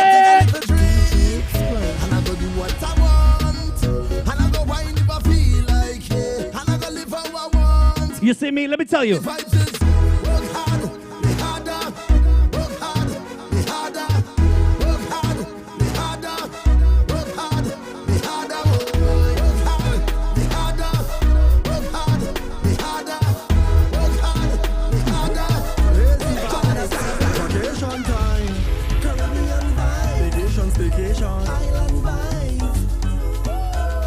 Let's keep it moving right now. Hold on. Cruising.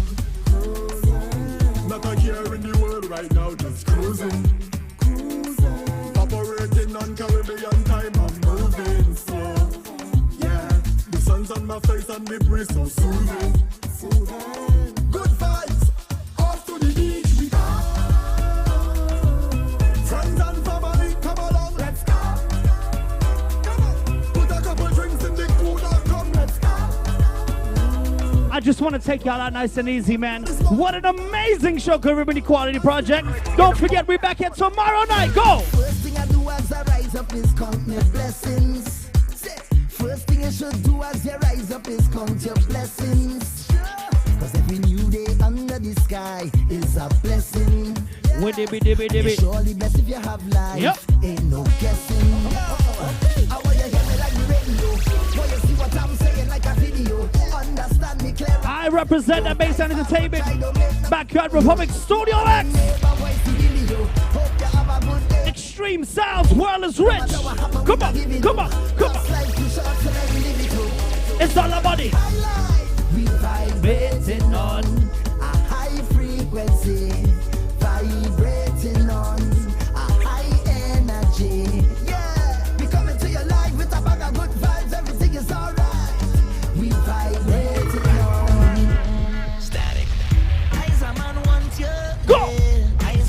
need you. But girl, time change everything, everything. You are my everything, come give me everything.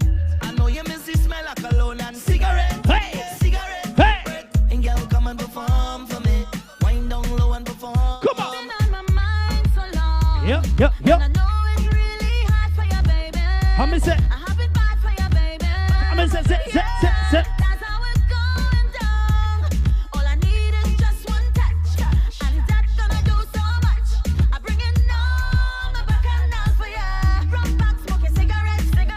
Think about what you never get yet, and leave me to do the rest, baby. I need to release all the stresses away. Oh baby, oh baby, oh baby, oh baby. I need you to be the best part of my day. Oh baby, come hold me. And when you drop me hard like you miss me, And when you hold me tight like you miss me, And when you jump me right like you miss me, And when you tell me how much you miss me, show me how much you miss me. When I go, I want my money right now. Just give me my money right now. I want my money right now. Just Let me talk to the people. Them. Hold on. they say invest, get your money in show. If you bring 10,000, you must get more. Let me tell them like this. Hold on. Tell the hard man, I'm looking for me. He not answering, and I'm looking for me. Tell him I want my money, I want my money, yeah, right now. Tell him I need my money, I need my money, yeah, right. You see me? 'Cause I want to be rich like I live in Dubai. Everybody got to live so nice. Can you have your money and I have mine, oh. 'Cause I want to be rich like I live in Dubai. Everybody got to live so nice. Can you have your money? It's Wednesday. Let me take it at a different level. Like this. Hold on.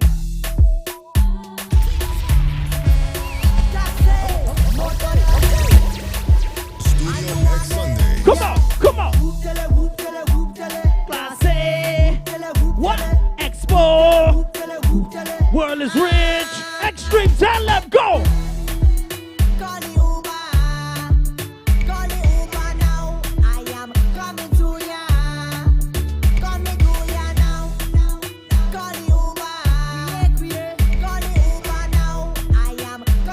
Don't forget, don't drink and drive, baby. You know what it is.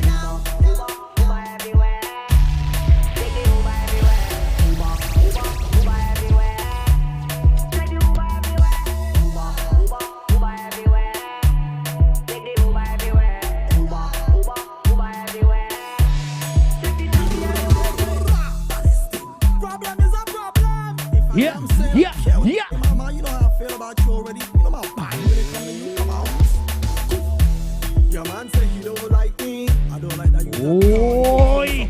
He make you unfollow me on IG. Y'all know the vibes, man. It's steamy. But I still think about your nightly. I think about what it might be. Big up everybody all around the world right now. We live in New York City, baby. Queens, New York. The weather a little cold. I can't lie. But you see my vibes right now? Man.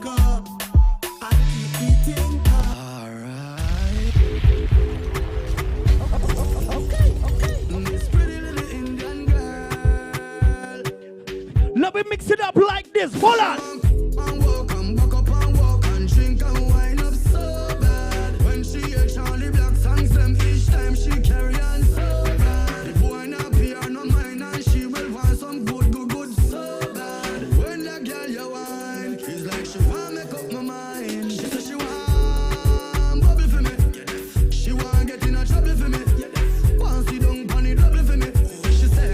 Yeah.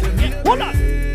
Show me emotion, girl, come embrace me like the ocean. This is a team, unstoppable devotion. Show me all your traits. You give me a reason to love ya. You give me a reason to love ya. Pretty little Indian girl, get caught up in a dancehall world. You give me a reason to love ya. You give me a reason to love ya. Pretty little Indian girl, get caught up in a dancehall world. Every girl, turn round,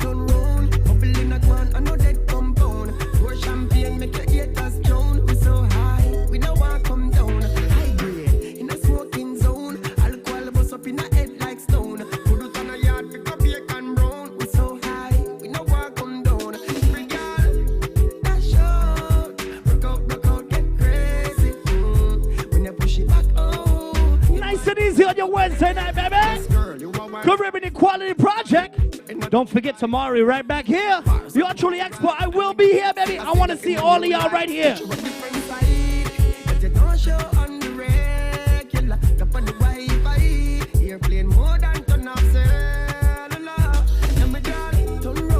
Don't forget, you see you? I don't care who you are. If you're watching right now, you are perfect. Don't tell yourself nothing different. Hey, girl, you have a perfect body with a perfect smile. Come on. Perfect body with a perfect smile. Come on. Perfect body with a perfect smile. Come on. You're deaf. Come on. Come on. Come on. Come on. Champion bubble like a bubble for a cause. Bubble for a cause, girl, bubble for a cause. When you a bubble pan, you me eye pass, girl, you make me know sir. Don't ever fall. Girl, your lips them minty like hearts. Me bring you gift like a Santa Claus. Big up all Caribbean people right now, wherever you stand, wherever you come from.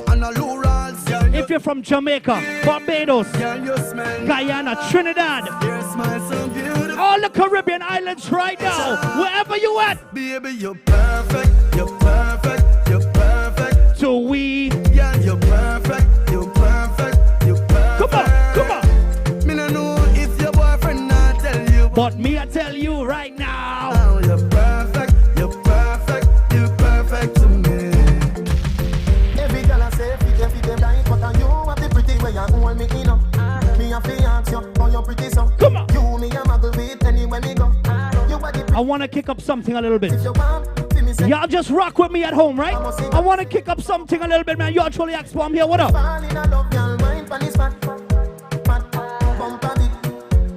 Yep.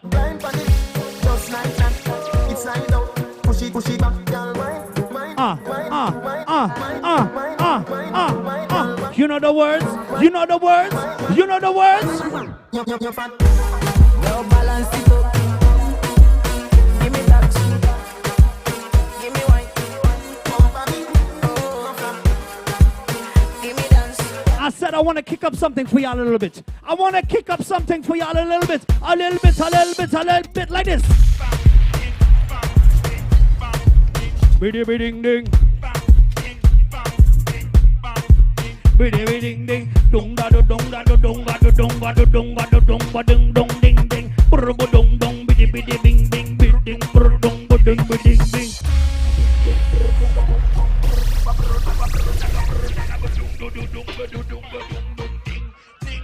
Oh, you mean go?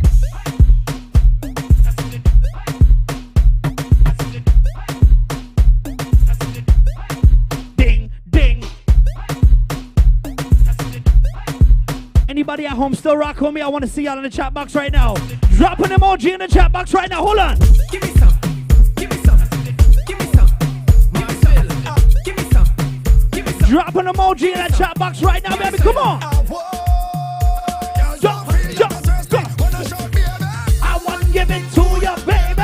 I want to give it to you. I miss it. I want to give it to you. I miss it. I want to give it to you. I want to give it to you, baby. I want to give it to you, darling. I want to give it to you, sweetheart. I want to give it. Switch up the pace. Hold on. I want to give it to you. I want to give it to you. I want to give it to you. I want to give it to you. Go. I want to give it to you, baby. I want to give it to you, darling. I want to give it to you, sweetheart. I want to give it to you. Hey, where you whine it, turn me on. Hey, like the fountain I overcome. Whining so sweet, had to beg for some. Come give me. They told me 10 minutes with y'all. They said you got Expo. You got 10 minutes with them, all right? Make it count, baby.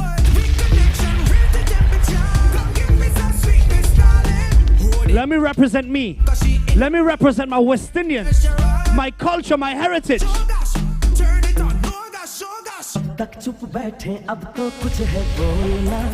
Hold on!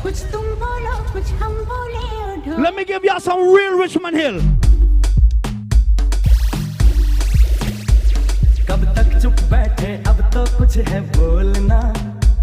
Yeah. I'm a proud West Indian, baby. I live pridefully. Love and resilience within the pandemic. She's saying that she needing me. Cause I have no time for she. Come on, come on, come on, come on. Friends say that I cheating. So this is the end for me. You know what I drink? So bring the Johnny Walker, time to start over. She gone and she left, so on to the other. It's Wednesday, baby. So bring the Johnny Walker, time to start over. Let me play one of my favorite songs for 2020, 2021. Hold on. Lately, I've been having so much problem, and I don't know how to solve them. Since I found you, I'm happy. Who's taking a drink when you're on the live? Anybody taking a drink with me on the live? Y'all take a drink with me on the live. I don't care if you're drinking water, soda, tea. Take a drink right now. My Johnny Walker, where you been? I don't want no water, where you been? I will love you forever. Tomorrow night, baby. Right back here. Right back. Extreme sounds, the world is rich. Oh my God!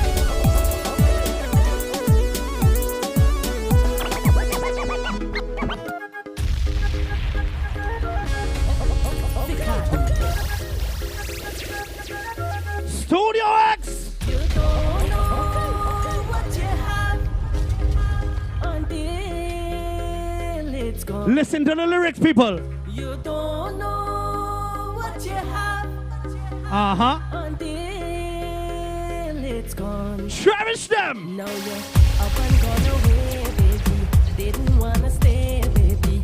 I wasn't a play, baby. I just want your hair, baby. Where you really want me to. Should I know my love for you is true? Girl, me. Girl, you been telling me that you're never gonna leave. Girl, you been telling me that. I just picture being in the Pride Parade right now.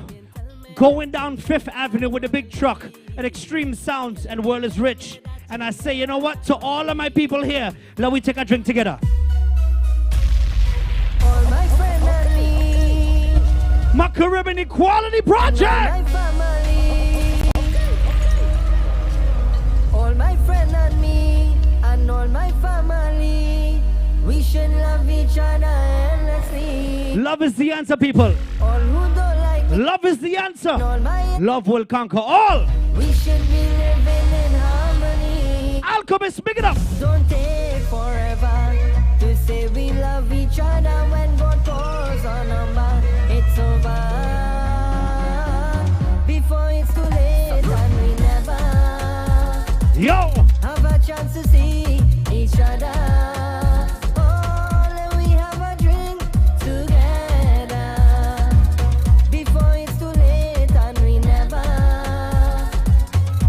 Trini people say, let we take a drink. My guy and his people, what we say, what we say? All you come.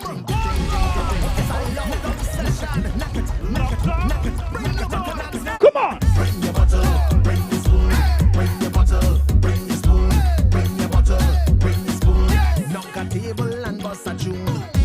We in a Ghana session, the bottle and spoon in the hand. Favorite jam, knock a thing, hey, Mohammed Rafi, tell me sing a tune from here. I only from 1960 and this is the tune I sing. Listen me.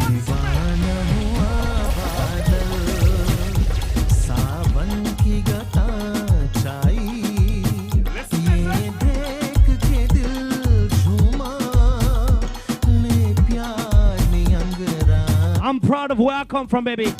I live pridefully. Come on.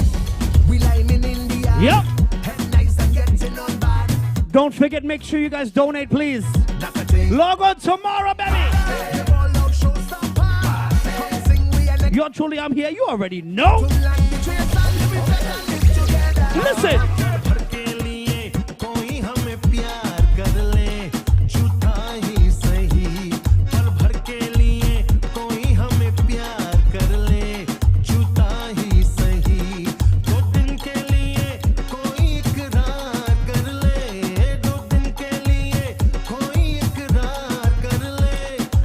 If you guys don't know what nakating mean, let me show you live and direct.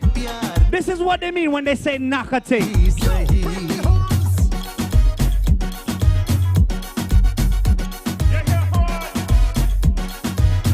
Next time you tell somebody you want to knock a thing. You see me and my friends them. We in we own bubble.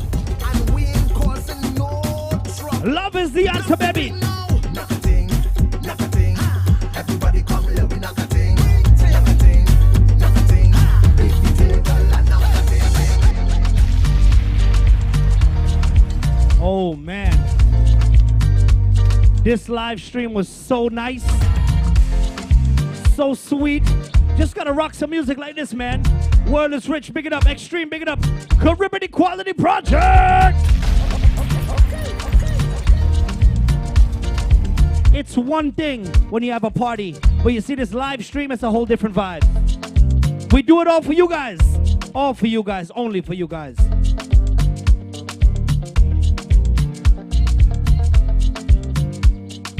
Can I get into one more before we leave them?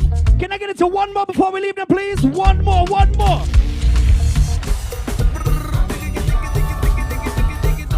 Come on. Where we at right now? Let me tell you.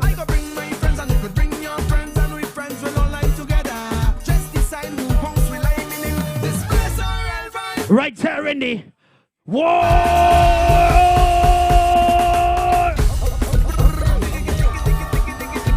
Caribbean Equality Project. See it right there. Live pridefully, all right? Love and resilience within the pandemic. We all been through a hard 2 years. It's not 1 year plus, it's 2 years. Listen to me.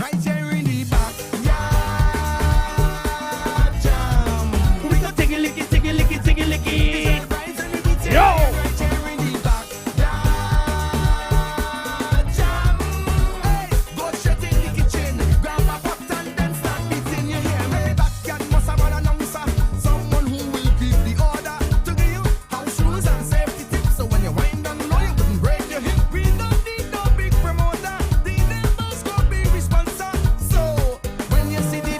How we looking on time? Let me know. Oh, you waiting on me? All right, I got one more. I want one more with them, please. They coming back tomorrow, all right?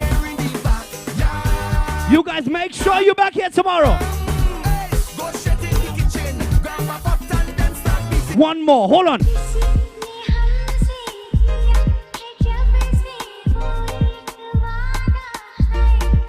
Come on, baby.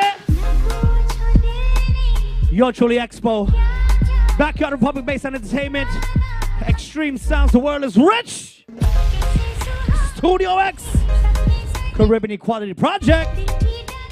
Make sure you guys are here tomorrow night, please. Another action-packed show planned for you guys. Oh my God, today was so amazing. So amazing. Come on. I'm gonna leave y'all with this one. We up on out of here, right? Thank you guys. Much love and respect.